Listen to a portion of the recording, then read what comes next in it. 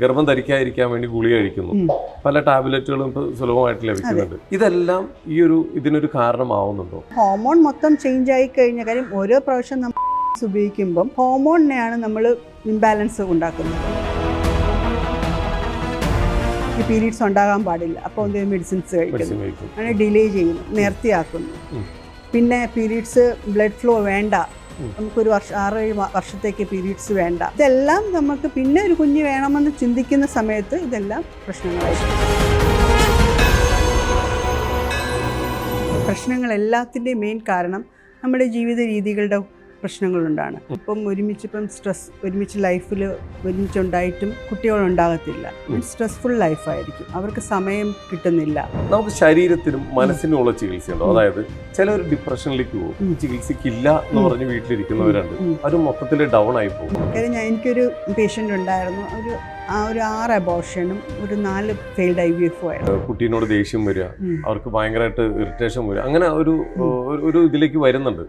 അത് ഈ പറയുന്ന ഭർത്താവിനോ അല്ലെങ്കിൽ ഈ പറയുന്ന സ്ത്രീക്കോ അത് സ്വയം ഫീൽ ചെയ്യുന്നുണ്ടെങ്കിൽ, അപ്പം ഒരു കുഞ്ഞ് വരുമ്പം ഉറക്കം ശരിയാകത്തില്ല, ഞാൻ തന്നെ എടുക്കണം. ഹസ്ബൻഡ് ചിലപ്പം കിടന്നുറങ്ങുമായിരിക്കും, ഞാൻ മാത്രമേ കുഞ്ഞിനെ കെയർ ചെയ്യുന്നുള്ളൂ, എൻ്റെ ഉത്തരവാദിത്വം കൂടി എന്നൊക്കെ തോന്നുന്നതാണ് ഈ പോസ്റ്റ്മോർട്ടം ഡിപ്രഷൻ. ഇവിടുത്തെ ചികിത്സാ രീതിയും അല്ലെങ്കിൽ ഇവിടുത്തെ ഗുണം, ഇവിടെ വന്നു കഴിഞ്ഞാൽ ഒരു പേഷ്യൻറ്റിന് ഉണ്ടാവുന്ന അല്ലെങ്കിൽ അവർക്ക് ഉണ്ടാവുന്ന ആ ഗുണങ്ങളൊക്കെ എന്താണ്? പക്ഷേ അതൊരു ഹോസ്പിറ്റലായിട്ട് നിങ്ങൾക്ക് ഫീൽ ചെയ്യത്തില്ല. നിങ്ങൾക്ക് ഇവിടുത്തെ ആംബിയൻസ് നിങ്ങൾ കണ്ടല്ലോ, ബീച്ചിന്റെ സൈഡിലാണ്. പക്ഷേ അത് ഇപ്പം ബീച്ചിന്റെ സൈഡിലായതുകൊണ്ട് നിങ്ങൾ വിചാരിക്കരുത് നിങ്ങൾക്ക് ഒരു ടൂറിസ്റ്റ് ആയിട്ട് പോകാം. ട്രീറ്റ്മെന്റ് തന്നെയാണ്.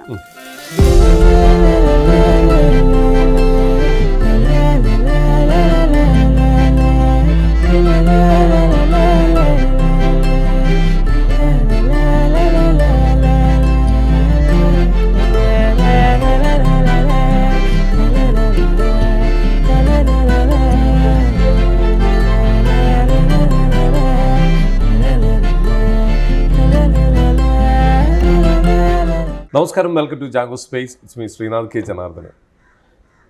കല്യാണം കഴിഞ്ഞിട്ട് കുട്ടികളില്ലാത്ത ഒരുപാട് ദമ്പതിമാർ അല്ലെങ്കിൽ അനുബന്ധ അസുഖങ്ങളുള്ള ഒരുപാട് ദമ്പതിമാർ നമ്മുടെ സമൂഹത്തിൽ നമ്മൾ കണ്ടുവരുന്നുണ്ട്. ഒരു മനുഷ്യൻ ജീവിതത്തിൽ എന്തൊക്കെ നേടിയാലും അവരുടെ പാരമ്പര്യത്തെ നിലനിർത്താൻ സ്വന്തം ചോരയിലൊരു കുഞ്ഞെന്നുള്ളത് ഏതൊരു മനുഷ്യൻ്റെ ഏറ്റവും വലിയൊരു ആഗ്രഹം തന്നെയാണ്. ഇതില്ലാത്തത് മൂലം പല കുടുംബത്തിലും നമ്മൾ പുറത്തറിഞ്ഞതും അറിയാത്തതുമായ ഒരുപാട് പ്രശ്നങ്ങൾ നടക്കുന്നുണ്ട്. ചില വിവാഹ ബന്ധങ്ങൾ വരെ വേർപിരിയുന്നത് ഈ ഒരു പ്രശ്നം മൂലമാണ്. അങ്ങനെയുള്ളവരുടെ ജീവിതത്തിൽ വെളിച്ചം പകരുന്ന ഒരു എപ്പിസോഡുമായിട്ടാണ് നമ്മൾ എത്തിയിരിക്കുന്നത്. ഇന്ന് നമ്മളോടൊപ്പം ചേരുന്നത് ഷിൻ ശിവ ആയുർവേദ ആശ്രമത്തിലെ ഡോക്ടർ ശാന്തി ഫ്രാങ്ക്ലിനാണ്. മാം നമസ്കാരം. നമസ്കാരം. ഒരുപാട് സന്തോഷം മാം, തിരക്കുള്ള സമയത്ത് കുറച്ചു നേരം നമ്മളോടൊപ്പം ചിലവഴിക്കുന്ന ഇത് കാണിച്ചതിന്. മാം ആദ്യമായിട്ട് ചോദിക്കട്ടെ, ഇപ്പം നമ്മൾ സമൂഹത്തിലെല്ലാവരും പല കുടുംബത്തിൻ്റെയും ഈ പറയുന്ന പോലെ സന്തോഷം നിൽക്കുന്നത് ഈ ഒരു കുട്ടികളില്ലാത്ത പ്രശ്നമാണ് ഏറ്റവും വലുത്. അങ്ങനത്തെ ചികിത്സയ്ക്കാണ് ഇപ്പോൾ ഇവിടെ ഒരുപാട് ആളുകൾ വിദേശത്തു നിന്നും പല സ്ഥലങ്ങളിൽ നിന്നും ആളുകളോട് വരുന്നുണ്ട്. പക്ഷേ പല ചികിത്സകളും കഴിഞ്ഞിട്ടാണ് പലരും ആയുർവേദം ചൂസ് ചെയ്യുന്നത്. എന്തുകൊണ്ട് ആൾക്കാർക്ക് ആയുർവേദത്തിലേക്ക് നേരെ വരാൻ ഇപ്പോഴും പലർക്കും പേടിയാണ്? എനിക്ക് തോന്നുന്നു ഒരു 80% ആൾക്കാരും മറ്റുള്ള ഹോസ്പിറ്റലുകളിൽ പോയതിനു ശേഷമാണ് ഇങ്ങോട്ടേക്ക് വരുന്നത്. ഇവിടുത്തെ ചികിത്സാ രീതിയും അല്ലെങ്കിൽ ഇവിടുത്തെ ഗുണം, ഇവിടെ വന്നു കഴിഞ്ഞാൽ ഒരു പേഷ്യൻറ്റിന് ഉണ്ടാവുന്ന അല്ലെങ്കിൽ അവർക്ക് ഉണ്ടാവുന്ന ആ ഗുണങ്ങളൊക്കെ എന്താണ്? നമ്മൾ സാധാരണ എല്ലാവരും ഓരോരുത്തരും ആയുർവേദം എന്ന് പറയുമ്പം ഒത്തിരി താമസമാണ്, അല്ലെങ്കിൽ ഒത്തിരി ബുദ്ധിമുട്ടുകളുണ്ട് ട്രീറ്റ്മെൻറ്റ്. പക്ഷേ എല്ലാവർക്കും മനസ്സിലാക്കേണ്ട കാര്യം, നമ്മുടെ ഈ പ്രശ്നങ്ങളെല്ലാത്തിൻ്റെയും മെയിൻ കാരണം നമ്മുടെ ജീവിത രീതികളുടെ പ്രശ്നങ്ങളുണ്ടാണ്. കാരണം ഒരുമിച്ച് ലൈഫിൽ ഒരുമിച്ചുണ്ടായിട്ടും കുട്ടികളുണ്ടാകത്തില്ല, സ്ട്രെസ്ഫുൾ ലൈഫായിരിക്കും, അവർക്ക് സമയം കിട്ടുന്നില്ല. അപ്പം ഇതെല്ലാം ഒന്ന് അഡ്ജസ്റ്റ് ചെയ്ത് കഴിഞ്ഞാൽ തീരാവുന്ന പ്രശ്നങ്ങളേ ഉള്ളൂ. അതിനെല്ലാം ആദ്യം നമ്മൾ ഒരുമിച്ചിരുന്ന് അവരുടെ മാനസികമായിട്ടുള്ള ആ ഒരു പ്രശ്നങ്ങൾ സോൾവ് ചെയ്ത് ഒക്കെ അതൊരു ഒരു സമയമെടുക്കുന്ന പ്രോസസ്സാണ്. അപ്പം അതൊക്കെ ഈ ഒരു ഇങ്ങനെ ഒരു ഓടിപ്പോയി IVF ഒക്കെ ചെയ്ത് അങ്ങനെയൊക്കെ കഴിഞ്ഞിട്ടും ശരിയാകുന്നില്ല എന്ന് കണ്ട് ലാസ്റ്റ് ഓപ്ഷനായിട്ടാണ് എല്ലാവരും ആയുർവേദത്തിലോട്ട് വരുന്നത്. പക്ഷേ ആയുർവേദത്തിലോട്ട് വരുമ്പം നമ്മളിപ്പോൾ ചെറിയ ചിട്ടകളൊക്കെ പറയും. അപ്പം അവരുടെ ഒരു സൊല്യൂഷൻ എന്ന് അവർ പറയുന്ന റീസൺ എന്ന് പറഞ്ഞാൽ ഇതൊക്കെ ചെയ്യാൻ ബുദ്ധിമുട്ടാണ്, മരുന്ന് കഴിക്കാൻ ബുദ്ധിമുട്ടാണ്, പിന്നെ ഡയറ്റ് ചെയ്യാൻ ബുദ്ധിമുട്ടാണ്, എക്സസൈസ് ചെയ്യാൻ ബുദ്ധിമുട്ടാണ്. ഈ ബുദ്ധിമുട്ടുകളൊക്കെ കാരണമായിരിക്കാം അവർ ആയുർവേദം എന്നുള്ളത് അവർ ലാസ്റ്റ് ഓപ്ഷനായിട്ട് എടുക്കുന്നത്. കാര്യം ഇതിനൊക്കെ എല്ലാത്തിനും ഒരു റിതമാണ് ആയുർവേദം. കാര്യം ആയുർവേദം എന്ന് പറഞ്ഞാൽ ജീവിതചര്യയായിട്ടുള്ള ഒരു ശാസ്ത്രമാണ്, ജീവിതമായിട്ട് ബന്ധപ്പെട്ടത്. ഒരു ജസ്റ്റ് മരുന്ന് കഴിക്കുന്നു അതിൻ്റെ എഫക്റ്റ് കിട്ടുന്നു അതല്ല, അതിനൊരു റൂട്ട് കോസ് ഉണ്ടാവും. ആ റൂട്ട് കോസിനെ നമ്മൾ സോൾവ് ചെയ്താൽ മാത്രമേ അതിൻ്റെ ഒരു റിസൾട്ട് വരത്തുള്ളൂ. ആ റൂട്ട് കോസ് എപ്പോഴും നമ്മുടെ ജീവിതചര്യകൾ തന്നെയായിരിക്കും. അപ്പം ജീവിതചര്യ ശരിയാക്കുമ്പം തന്നെ പകുതി സംഭവങ്ങൾ ശരിയാകും. അപ്പം അത് നമ്മൾ ഈ ആയുർവേദത്തിൽ പറയുന്നതാണ് ഇവിടെയുള്ള എല്ലാവർക്കും ബുദ്ധിമുട്ട്. അപ്പം അതുകൊണ്ടായിരിക്കാം ഈ ബുദ്ധിമുട്ടുകളായിട്ട് കരുതുന്നത് കൊണ്ടായിരിക്കാം ആയുർവേദം ലാസ്റ്റ് ഓപ്ഷനായിട്ട് എടുക്കുന്നത്. ശരിക്കും ആയുർവേദത്തിൽ ഇവിടെ വന്നു കഴിഞ്ഞാൽ ഇപ്പോൾ ഒരു വന്ധ്യതാ ചികിത്സയുമായിട്ട് അല്ലെങ്കിൽ അതിൻ്റെ അനുബന്ധ ചികിത്സയുമായിട്ട് ഇവിടെ വന്നു കഴിഞ്ഞാൽ നമുക്ക് നമ്മൾ പറയുന്ന രീതിയിൽ ഇപ്പം നമ്മൾ മാത്രമല്ല അവരും കൂടി വിചാരിക്കണം. കാരണം ഇതൊരു മാജിക് അല്ല, ഇതൊരു ചികിത്സാ രീതി തന്നെയാണ്. അവരും കൂടി വിചാരിച്ചു കഴിഞ്ഞാൽ നമ്മൾ പറയുന്ന പഥ്യങ്ങളും എല്ലാം എടുത്തു കഴിഞ്ഞാൽ നമുക്ക് ഇവിടെ റിസൾട്ട് ഉണ്ടാക്കി കൊടുക്കാൻ സാധിക്കുന്നില്ലേ? വളരെ കാര്യം ഒത്തിരി നമ്മൾ വിചാരിക്കുന്നതിനേക്കാളും എളുപ്പത്തിലും, കാര്യം അവർ വിചാരിക്കുന്നേക്കാളും അത്ര ബുദ്ധിമുട്ടുകളില്ലാതെ. കാര്യം ഒത്തിരി IVF-ഉം അത് കെമിക്കൽ IVF-ഉം അതും ഇതൊക്കെ ചെയ്ത് കഴിഞ്ഞിട്ട് ദേഹം വളരെ വണ്ണമൊക്കെ വെച്ച് മാനസികമായിട്ടും ബുദ്ധിമുട്ട്, ശാരീരികമായിട്ടും ബുദ്ധിമുട്ടുകൾ ഉണ്ടാകുന്ന ഒത്തിരി ദമ്പതികൾ ഇവിടെ വരാറുണ്ട്. അപ്പം അതിൽ നിന്നൊക്കെ ഓവർകം ചെയ്യാൻ വളരെ റിലാക്സ്ഡായി നാച്ചുറൽ വേയിലാണ് പ്രഗ്നൻസിയാണ് എപ്പോഴും ബെനിഫിറ്റും കുഞ്ഞിനും അതിൻ്റെ കൊണ്ടുള്ള ബെനിഫിറ്റ് കൂടുതലാണ്. നമ്മളിപ്പം നാച്ചുറലായിട്ടുള്ളൊരു കുഞ്ഞ് ഉണ്ടാകുന്നതും കെമിക്കൽ IVF ഉണ്ടാകുന്ന കുഞ്ഞും തമ്മിൽ ഒത്തിരി വ്യത്യാസം ഉണ്ടാവും. ആരോഗ്യപരമായിട്ടുള്ള വ്യത്യാസം അമ്മയ്ക്കും എല്ലാവർക്കും. കാര്യം അവർ സ്ട്രെസ്ഫുൾ ലൈഫാണ്. IVF-ന്റെ പൈസയുടെ പൈസ അതിൻ്റെ പ്രശ്നം, അതിൻ്റെ ഒപ്പം തന്നെ ഇതിൻ്റെ ട്രീറ്റ്മെൻറ്റ് പ്രോസസ്സ് എല്ലാം വളരെ ബുദ്ധിമുട്ടാണ്. അപ്പോൾ അത് പിന്നെ എത്ര പ്രാവശ്യം ഫെയിലിയർ ആവുമോ, ഇത്രയും പൈസ മുടക്കിയിട്ട് ഫെയിലിയർ ആയി പോയാലുള്ള ബുദ്ധിമുട്ട്, ഇതെല്ലാം അതിനകത്ത് ഇങ്ങനെ ഇൻക്ലൂഡ് ആയിട്ടുണ്ട്. പക്ഷെ നമ്മുടെ ഇവിടെ വന്ന് രണ്ടുപേരും ഒരുമിച്ച് ട്രീറ്റ്മെൻറ്റും റൂട്ട് കോസ് എന്താണ് അതിൻ്റെ കാരണം. അപ്പോൾ ഒരു കാരണമില്ലാതെ കുട്ടികളുണ്ടാകാതിരിക്കത്തില്ലല്ലോ. അപ്പം ആ കാരണം എന്താണ് രണ്ടുപേരുടെയും നോക്കി നമുക്ക് ചെയ്യാൻ പറ്റുന്നതാണോ, നമ്മുടെ ജീവിതചര്യ ഒരു കുറച്ച് മരുന്നും നമ്മുടെ സാഹചര്യങ്ങൾ ബെറ്റർ ആക്കുവാണെങ്കിൽ കുഞ്ഞുണ്ടാകുവാണെങ്കിൽ അതല്ലേ ഏറ്റവും എളുപ്പമുള്ളത്. അപ്പോൾ അതിന് സമയം വേണം, രണ്ടുപേരും ട്രീറ്റ്മെൻറ്റിന് വരണം. അതിനവർ സമയം കണ്ടുപോയി ഓടിപ്പോയി ചെയ്തിട്ട് പോകുന്ന പോലെയല്ല. കാര്യം ഇതിന് വേണ്ടി വരിക, അതിന് വേണ്ടിയുള്ള സമയം കണ്ടുപിടിച്ച് അതിന് തയ്യാറായി ഇവിടെ വന്നു കഴിഞ്ഞാൽ ട്രീറ്റ്മെൻറ്റിൻ്റെ പ്രൊസീജിയേഴ്സ്. കാര്യം ആദ്യം നമ്മൾ അവരുടെ റീസൺ എന്താണ് എന്ന് നോക്കുന്നു.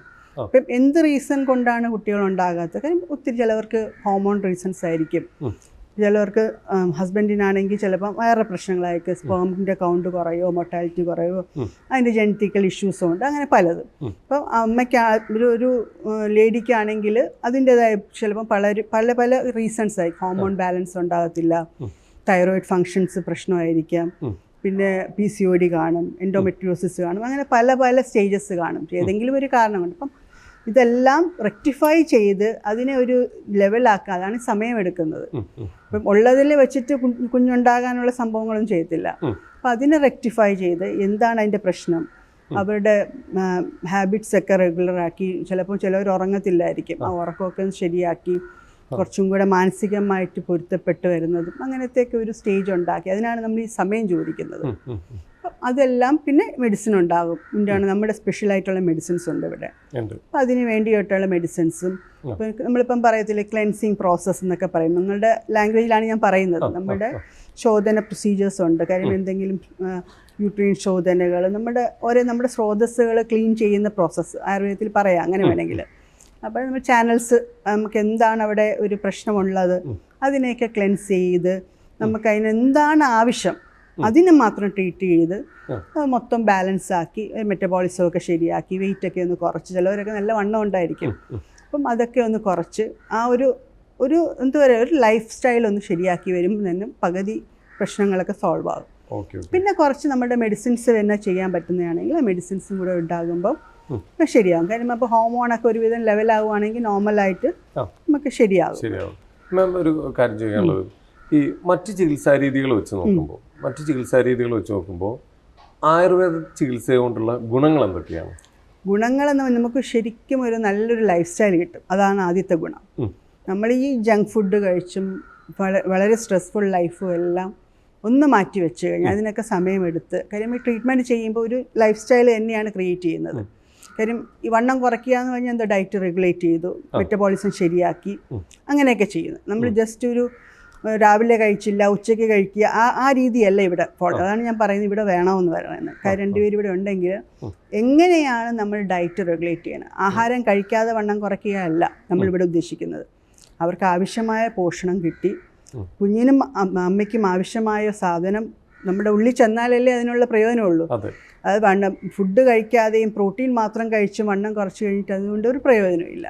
അപ്പം വണ്ണം കുറയ്ക്കുക, വെയിറ്റ് കുറയ്ക്കുക എന്നല്ല, അതിൻ്റെ പ്രോപ്പറായ രീതിയിൽ വെയിറ്റ് കുറച്ച് നല്ല രീതിയിൽ മെറ്റബോളിസം ശരിയാക്കി അതിനുള്ള മരുന്ന് കഴിച്ച് അങ്ങനെ ചെയ്യുന്നതാണ്. അപ്പം ആ ഒരു ഗുണങ്ങളാണ് ആയുർവേദത്തിൽ നിന്ന് കിട്ടുന്നത്. നമ്മളിപ്പം മോഡേണിൽ കഴിക്കുന്ന ഞാൻ അവരെ കുറ്റം പറയുകയല്ല, അവരുടെ സയൻസ് എന്ന് പറയുന്ന പോലെ അവർ മരുന്ന് കഴിക്കുന്നു, ഇൻഫെർട്ടിലിറ്റിക്കുള്ള മരുന്ന് കഴിക്കുന്നു. അങ്ങനെ ഇതങ്ങനെയല്ല, നമ്മുടെ ലൈഫ് സ്റ്റൈൽ തന്നെ ശരിയാക്കിയെടുത്ത് അതൊരു നമ്മളെ ഒരു സസ്റ്റെയിൻ ചെയ്ത് കൊണ്ടുപോകാൻ പറ്റുവാണെങ്കിൽ എപ്പോഴും ആരോഗ്യപരമായിട്ടിരിക്കും. ഇതാണ് ആയുർവേദത്തിൻ്റെ വ്യത്യാസം. ഇപ്പോൾ ഒരു കാര്യം, ഇപ്പോൾ പുതിയ ജീവിതശൈലി, ഇപ്പോൾ ഈ മോഡേൺ ജീവിതശൈലിയിൽ പുതിയ കാലഘട്ടത്തിൽ ഒരുപാട് പേർക്ക് ഇപ്പോൾ ഇങ്ങനൊരു കുട്ടികളില്ലാത്ത പ്രശ്നങ്ങൾ വരുന്നുണ്ട്. ശരിക്ക് ഈ ഒരു ഇത് സ്റ്റാർട്ട് ചെയ്തത് നമ്മുടെ ജീവിതശൈലിയുമായിട്ട് കണക്റ്റഡ് ആണോ? മാം നേരത്തെ പറഞ്ഞ ഉറക്കക്കുറവ് ഇങ്ങനെയുള്ള ഉറപ്പായിട്ടും. കാര്യം കുഞ്ഞുങ്ങളിപ്പം നിങ്ങൾ നോക്കുക, ഒരു 12 വയസ്സിലൊക്കെ പണ്ടൊക്കെ നമ്മളുടെ അവിടെ നമ്മുടെ പീരീഡ്സ് ആകുന്നത് 13, 14 വയസ്സിലൊക്കെ ആയിരുന്നു. ഇപ്പോഴൊക്കെ 8, 9 വയസ്സ്. കാര്യം നമ്മളുടെ ആ ലൈഫ് സ്റ്റൈലാണ് പ്രശ്നം. ജങ്ക് ഫുഡ് കഴിക്കുന്നു, പുറത്തുനിന്നുള്ള ഫുഡ് കഴിക്കുന്നു. ഇപ്പോൾ കുഞ്ഞുങ്ങളുടെ ഒരു ഹോർമോണൽ ലെവൽ തന്നെ ആദ്യം തൊട്ടേ, അതായത് ബേസിക് ലെവൽ, അവരുടെ പ്യൂബർട്ടിക്ക് മുമ്പ് തന്നെ ഹോർമോൺ ലെവൽ ചേഞ്ചസ് ഉണ്ടാകുന്നു. ഇപ്പം ഏർലി പ്യൂബർട്ടി ഉണ്ടാകുന്നു. അതായത് നമ്മൾ ഫസ്റ്റ് മെൻസ്ട്രുവേഷനൊക്കെ ഒരു 8 വയസ്സിലും 9 വയസ്സിലൊക്കെ. അപ്പോൾ തൈറോയ്ഡ് ഫങ്ഷൻസൊക്കെ ചിലപ്പം പ്രശ്നങ്ങളുണ്ടാകും. അതങ്ങനെ കണ്ടിന്യൂസ് ചെയ്ത് അപ്പോൾ PCOD ആകുന്നു. അതായത് ഉറക്കമില്ല, പഠിക്കുന്നു, ജോലി ചെയ്യുന്നു, ഒരു ചിട്ടയായ ലൈഫ് സ്റ്റൈലില്ല. പണ്ടത്തുള്ള പോലെയല്ല. ഇപ്പോൾ ഉള്ള കുട്ടികളൊക്കെ പുറത്തുനിന്ന് കഴിക്കുന്നു, വീട്ടിൽ നിന്ന് കഴിച്ചാലായി കഴിച്ചില്ല, പക്ഷെ അതൊരു വണ്ണം വയ്ക്കുന്നു. വണ്ണം വയ്ക്കുമ്പോൾ അയ്യോ വണ്ണം വെച്ചുപോയി. അപ്പോൾ അവർ മീൻസ് ഒരു ടെക്നിക്കൽ ഒന്നുമില്ലാതെ വെള്ളം മാത്രം കുടിച്ച് വണ്ണം കുറയ്ക്കുന്നു. ഇതൊക്കെ നമ്മളുടെ ഇൻഫെർട്ടിലിറ്റിക്ക് ഏറ്റവും വലിയ പ്രശ്നങ്ങളാണ്. കാര്യം നമ്മുടെ മെറ്റബോളിസം പ്രോപ്പർ ആകാതെയുള്ള വണ്ണം വെക്കുന്നതും വണ്ണം കുറയ്ക്കുന്നതും ഇതൊക്കെയാണ് മെയിൻ പ്രശ്നങ്ങൾ. പിന്നെ അത് PCOSലോട്ടോ അവരുടെ എന്തോ പറയുക ഹോർമോണൽ ചേഞ്ചേ ഉണ്ടാകുന്നു മൊത്തം. പിന്നെ ഒരു സമയമാകും കല്യാണമൊക്കെ കഴിക്കുന്ന ഇപ്പോഴത്തെ പണ്ടത്തെ പോലെയല്ല, നേരത്തെ ഒത്തിരി ലേറ്റ് ആയിട്ടാണ്. അപ്പോൾ ആ പ്രൊലോങ് ആയിട്ട് ഈ ഡിഫക്റ്റ് കണ്ടിന്യൂ ചെയ്തുകൊണ്ടിരിക്കുകയാണ്. പിന്നെ ഒരു 30-35 വയസ്സിൽ കല്യാണം കഴിച്ച ശേഷമാണ് പിന്നെ സെറ്റിലായിട്ട് 40 വയസ്സിലൊക്കെയാണ് ഇപ്പോൾ ഓരോരുത്തർ കുട്ടികളെ കുറിച്ച് ചിന്തിക്കുന്നത്. അപ്പം അങ്ങനെയൊക്കെ വരുമ്പോഴാണ് ഈ പ്രശ്നങ്ങൾ കൂടുതൽ വരുന്നത്. ഇപ്പം നമ്മൾ ഫോറിനേഴ്സിനൊക്കെ ആണെങ്കിൽ ഇവിടെ വരുന്ന ട്രീറ്റ്മെൻറ്റ് മിക്കവരും 40 വയസ്സിന് മുകളിലാണ്. കാര്യം ചികിത്സയ്ക്ക് വരുന്നത്.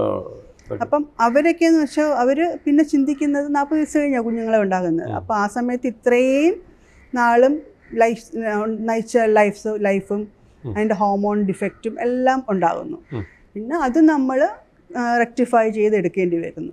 അപ്പം നമ്മുടെ ഇവിടുത്തെ വരുന്ന കേസുകൾ വെച്ച് നോക്കുവാണെങ്കിൽ നമുക്കൊരു 98% നമുക്ക് പറ്റുന്ന കേസുകളാണ് നമ്മൾ എടുക്കുന്നത്. കാര്യം നമ്മൾക്കിപ്പോൾ ഒട്ടും പറ്റത്തില്ല. ഇങ്ങനെയാണെങ്കിൽ നമ്മൾ IVF നമ്മൾ പ്രിഫർ ചെയ്യും. നമ്മൾ തന്നെ പറയും ഒരു പേഷ്യന്റ് വന്നു കഴിഞ്ഞാൽ നമുക്ക് ചികിത്സിച്ച് ശരിയാക്കാൻ പറ്റുന്നതാണെങ്കിൽ നമുക്ക് അത് എത്ര ദിവസം കൊണ്ട് അവരോട് പറയാൻ പറ്റും?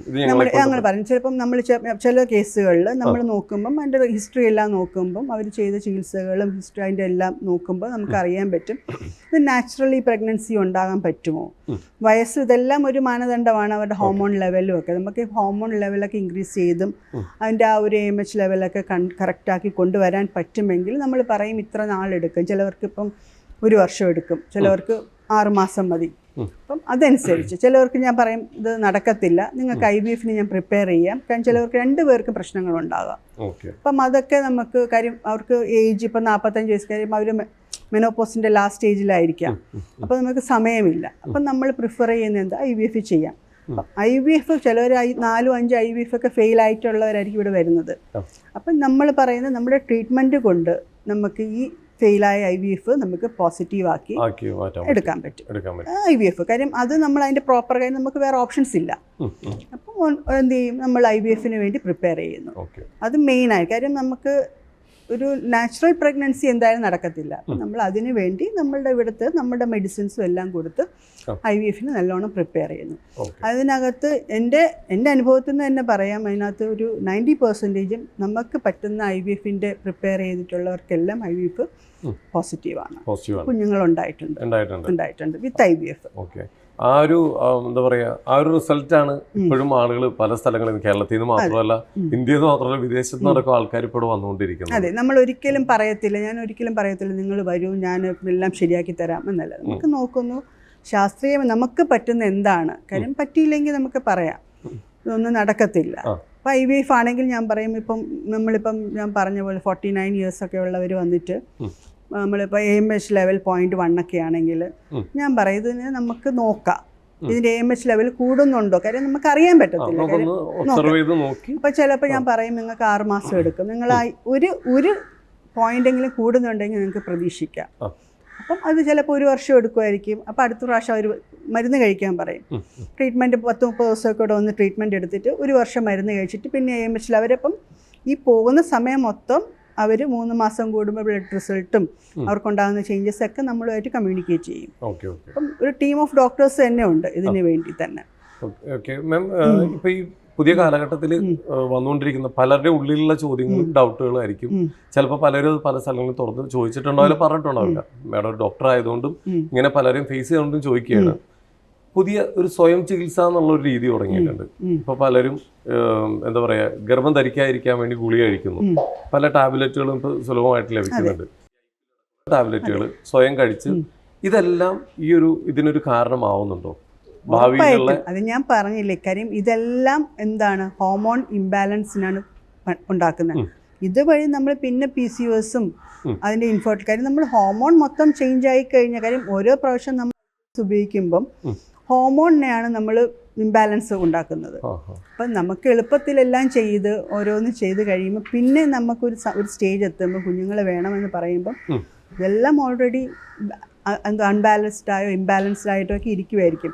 ഹോർമോൺ മൊത്തം ചേഞ്ച് ആയി. കാര്യം നിങ്ങൾ അപ്പോഴപ്പോഴോ നമുക്ക് തോന്നും, ഇപ്പോഴത്തെ കണ്ടീഷൻ എന്ന് വെച്ചാൽ തോന്നുമ്പോൾ എനിക്കിന്ന് ഇവിടെ പോകണം, ഈ പീരീഡ്സ് ഉണ്ടാകാൻ പാടില്ല, അപ്പോൾ എന്തെങ്കിലും മെഡിസിൻസ് കഴിക്കുന്നു, അങ്ങനെ ഡിലേ ചെയ്യുന്നു, നേർത്തിയാക്കുന്നു.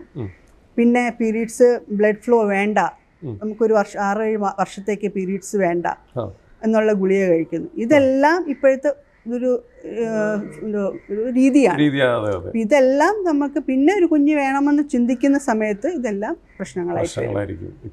ഭാവിയിൽ ഇതെല്ലാം പ്രശ്നമായിരിക്കും. ഇപ്പം നമുക്ക് ഈസി ആയിട്ട് തോന്നുന്ന കാര്യങ്ങളെല്ലാം നാച്ചുറലായിട്ട് പോകേണ്ട സാധനങ്ങളെല്ലാം തടഞ്ഞു വെക്കുമ്പം ഞങ്ങൾ പറയും, ആയുർവേദത്തിൽ പറയും വേഗങ്ങളെ തടയാൻ പാടില്ല എന്ന്. അപ്പം ഈ വേഗങ്ങൾ ഇതെല്ലാം ഒരു വേഗം തന്നെയാണ്. നമ്മളുടെ നാച്ചുറലായിട്ട് നമ്മുടെ ജീവിതത്തിലോ നമ്മുടെ ശരീരത്തിലോ ഉണ്ടാകേണ്ട കാര്യങ്ങളെ നമ്മുടെ ഇപ്പോഴത്തെ സയൻറ്റിഫിക് പുതിയ രീതിയിൽ തടഞ്ഞു വെക്കുമ്പോൾ അതെന്തായാലും ശരീരത്തിന് ദോഷമായിരിക്കും.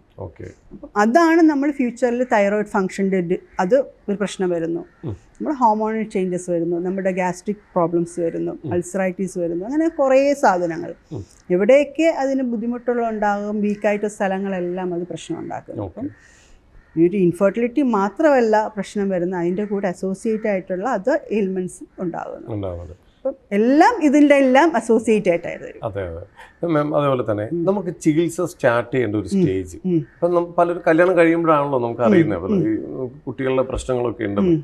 ഈ ചികിത്സ സ്റ്റാർട്ട് ചെയ്യേണ്ട ഒരു സ്റ്റേജ് നമുക്ക് എത്രയും നേരത്തെ തുടങ്ങി അത്രയും നല്ലതാണ്. അത് എവിടെ നിന്നാണ് ആരംഭിക്കേണ്ടത്? നമ്മളിപ്പം ജസ്റ്റ് 25-ാമത്തെ വയസ്സിൽ കല്യാണം കഴിഞ്ഞു എന്ന് വെച്ചു, നമുക്കൊരു 25 വയസ്സ് കഴിയുമ്പോൾ ഒരു ജെൻറ്റിന് ഒരു 28 വയസ്സും ലേഡിക്ക് ഒരു 25 വയസ്സും ഉണ്ട്. നമ്മളപ്പം ഒരു 2 വർഷം അവർക്ക് വേണമെങ്കിൽ കുട്ടികൾ വേണ്ട എന്ന് വിചാരിക്കാം.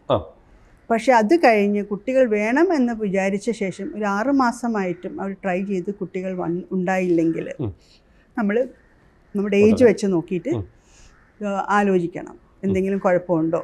ഡോക്ടറിനെ കൺസൾട്ട് ചെയ്യേണ്ടത് തന്നെയാണ്, സ്റ്റാർട്ട് ചെയ്യണം. ഇപ്പം ഞാൻ പറയാം 30 വയസ്സ് കഴിഞ്ഞ ഒരാൾ കല്യാണം കഴിഞ്ഞു, ഹസ്ബൻഡിന് 35 വയസ്സും ഭാര്യയ്ക്ക് ഒരു 30-32 വയസ്സാണെങ്കിൽ ഞാൻ ഒരിക്കലും പറയത്തില്ല അവർ 2 വർഷം വെയിറ്റ് ചെയ്യാൻ. അപ്പം ആ കല്യാണം എന്തായാലും ഓൾറെഡി ലേറ്റ് മാരേജ് ആണ്. അപ്പം നമ്മൾ കുട്ടികളെക്കുറിച്ച് ആദ്യം തന്നെ ചിന്തിക്കണം. എത്രയും നേരത്തെ ചിന്തിക്കുന്നതാണ് നേരത്തെ ചിന്തിക്കണം. അത്രയും നല്ലത്. എന്നിട്ട് നമ്മൾ ഞാൻ പറഞ്ഞില്ല, എല്ലാത്തിനും ഒരു 6 മാസം കാലാവധിയുണ്ട്. ഓക്കെ. അത് കഴിഞ്ഞും കുഞ്ഞുങ്ങളുണ്ടാകും, നമ്മൾ വേണം എന്ന് വിചാരിച്ചിട്ട് കുഞ്ഞുങ്ങളുണ്ടായില്ലെങ്കിൽ 6 മാസത്തിനകം പിന്നെ നീട്ടിക്കൊണ്ട് പോകരുത് ട്രീറ്റ്മെൻറ്റ് തുടങ്ങുക. ഇതെല്ലാം വയസ്സിൻ്റെ ഇതാണ് കാര്യം. ഞാൻ പറഞ്ഞില്ല, എന്നാലും നമ്മൾ എപ്പം കുഞ്ഞുങ്ങളുണ്ടാകണം എന്ന് വിചാരിച്ചിട്ട് 6 മാസം നോക്കിയിട്ട് കുഞ്ഞുങ്ങളുണ്ടായില്ലെങ്കിൽ ഡോക്ടറിനെ കാണേണ്ടത് തന്നെയാണ്. ഒരു ആരോഗ്യപരമായിട്ടുള്ള ഒരു കുഞ്ഞും അല്ലെങ്കിൽ നല്ലൊരു ഡെലിവറിക്കും അതിനൊരു ഏജ് ഉണ്ടോ? ഉണ്ടാവും, ഉണ്ട്. ഒരു 30 വയസ്സിനകത്തുള്ള ഒരു ലേഡിയുടെ ഒരു കുഞ്ഞാണ് എപ്പോഴും കുറച്ചും കൂടെ ഹെൽത്തി, കോംപ്ലിക്കേഷൻസ് കുറവായിരിക്കും. ഇല്ലാന്ന് ഞാൻ ഒരിക്കലും പറയത്തില്ല. നമ്മൾ പൊതുവായിട്ട് പറയുമ്പം ഒരു 30 വയസ്സിന് മുമ്പുള്ള ഡെലിവറി ആയിരിക്കും. ഇത് പുരുഷനും ബാധകമാണോ? പുരുഷനും കാര്യം സ്പേമിന്റെ കൗണ്ടും അതിന്റെ സ്ട്രെങ്ത്തും ഒക്കെ കുറയും. അതൊക്കെ ഓരോരുത്തരുടെ ലൈഫ് സ്റ്റൈൽ പോലെ ഇരിക്കും. ഓക്കെ. കാരണം ഇപ്പോഴത്തെ കാലഘട്ടത്തിൽ പലരും ചെയ്യുന്നതാണ്, കുട്ടികൾ നമുക്കൊരു 5 വർഷം കഴിഞ്ഞിട്ട് ചിന്തിക്കാം, അതൊക്കെ മതി എന്നൊക്കെ പറയുന്നത്. പക്ഷെ അതിലും കാര്യങ്ങളുണ്ട്. അതെ, നമ്മുടെ കാര്യം നമ്മുടെ ജീവിതം കൂടുന്തോറും സ്ട്രെസ് കൂടുന്നു, ജീവിത സാഹചര്യങ്ങൾ മാറുന്നു, ബന്ധങ്ങളുടെ ഒരു അകൽച്ച ഉണ്ടാകുന്നു, കുറച്ച് റിലേഷൻഷിപ്പ് ശരിയാകുന്നില്ല. അപ്പോൾ ഒരു കുഞ്ഞൊക്കെ നേരത്തെ ആകുവാണെങ്കിൽ കുറച്ചും കൂടെ ബെറ്റർ ആയിരിക്കും. കാര്യം നമ്മുടെ ലൈഫ് കൂടുന്തോറും സ്ട്രെസ് കൂടുന്നു. സ്ട്രെസ് ഏറ്റവും വലിയ ഘടകമാണ് ഇതിൻ്റെയൊക്കെ എല്ലാത്തിൻ്റെയും ബേസിക് ഘടകം സ്ട്രെസ് തന്നെയാണ്. ഒരു ഡൗട്ടാണ് മാം, കല്യാണത്തിന് മുമ്പ് ഇങ്ങനെ ഒരു ചികിത്സാ രീതി ഉണ്ടോ? നമുക്ക് എന്തെങ്കിലും ഇതിന്റെ ആരോഗ്യപരമായ പ്രശ്നങ്ങളുണ്ടോ എന്ന് ചികിത്സിക്കാനുള്ള ഒരു സാഹചര്യം ഉണ്ടോ?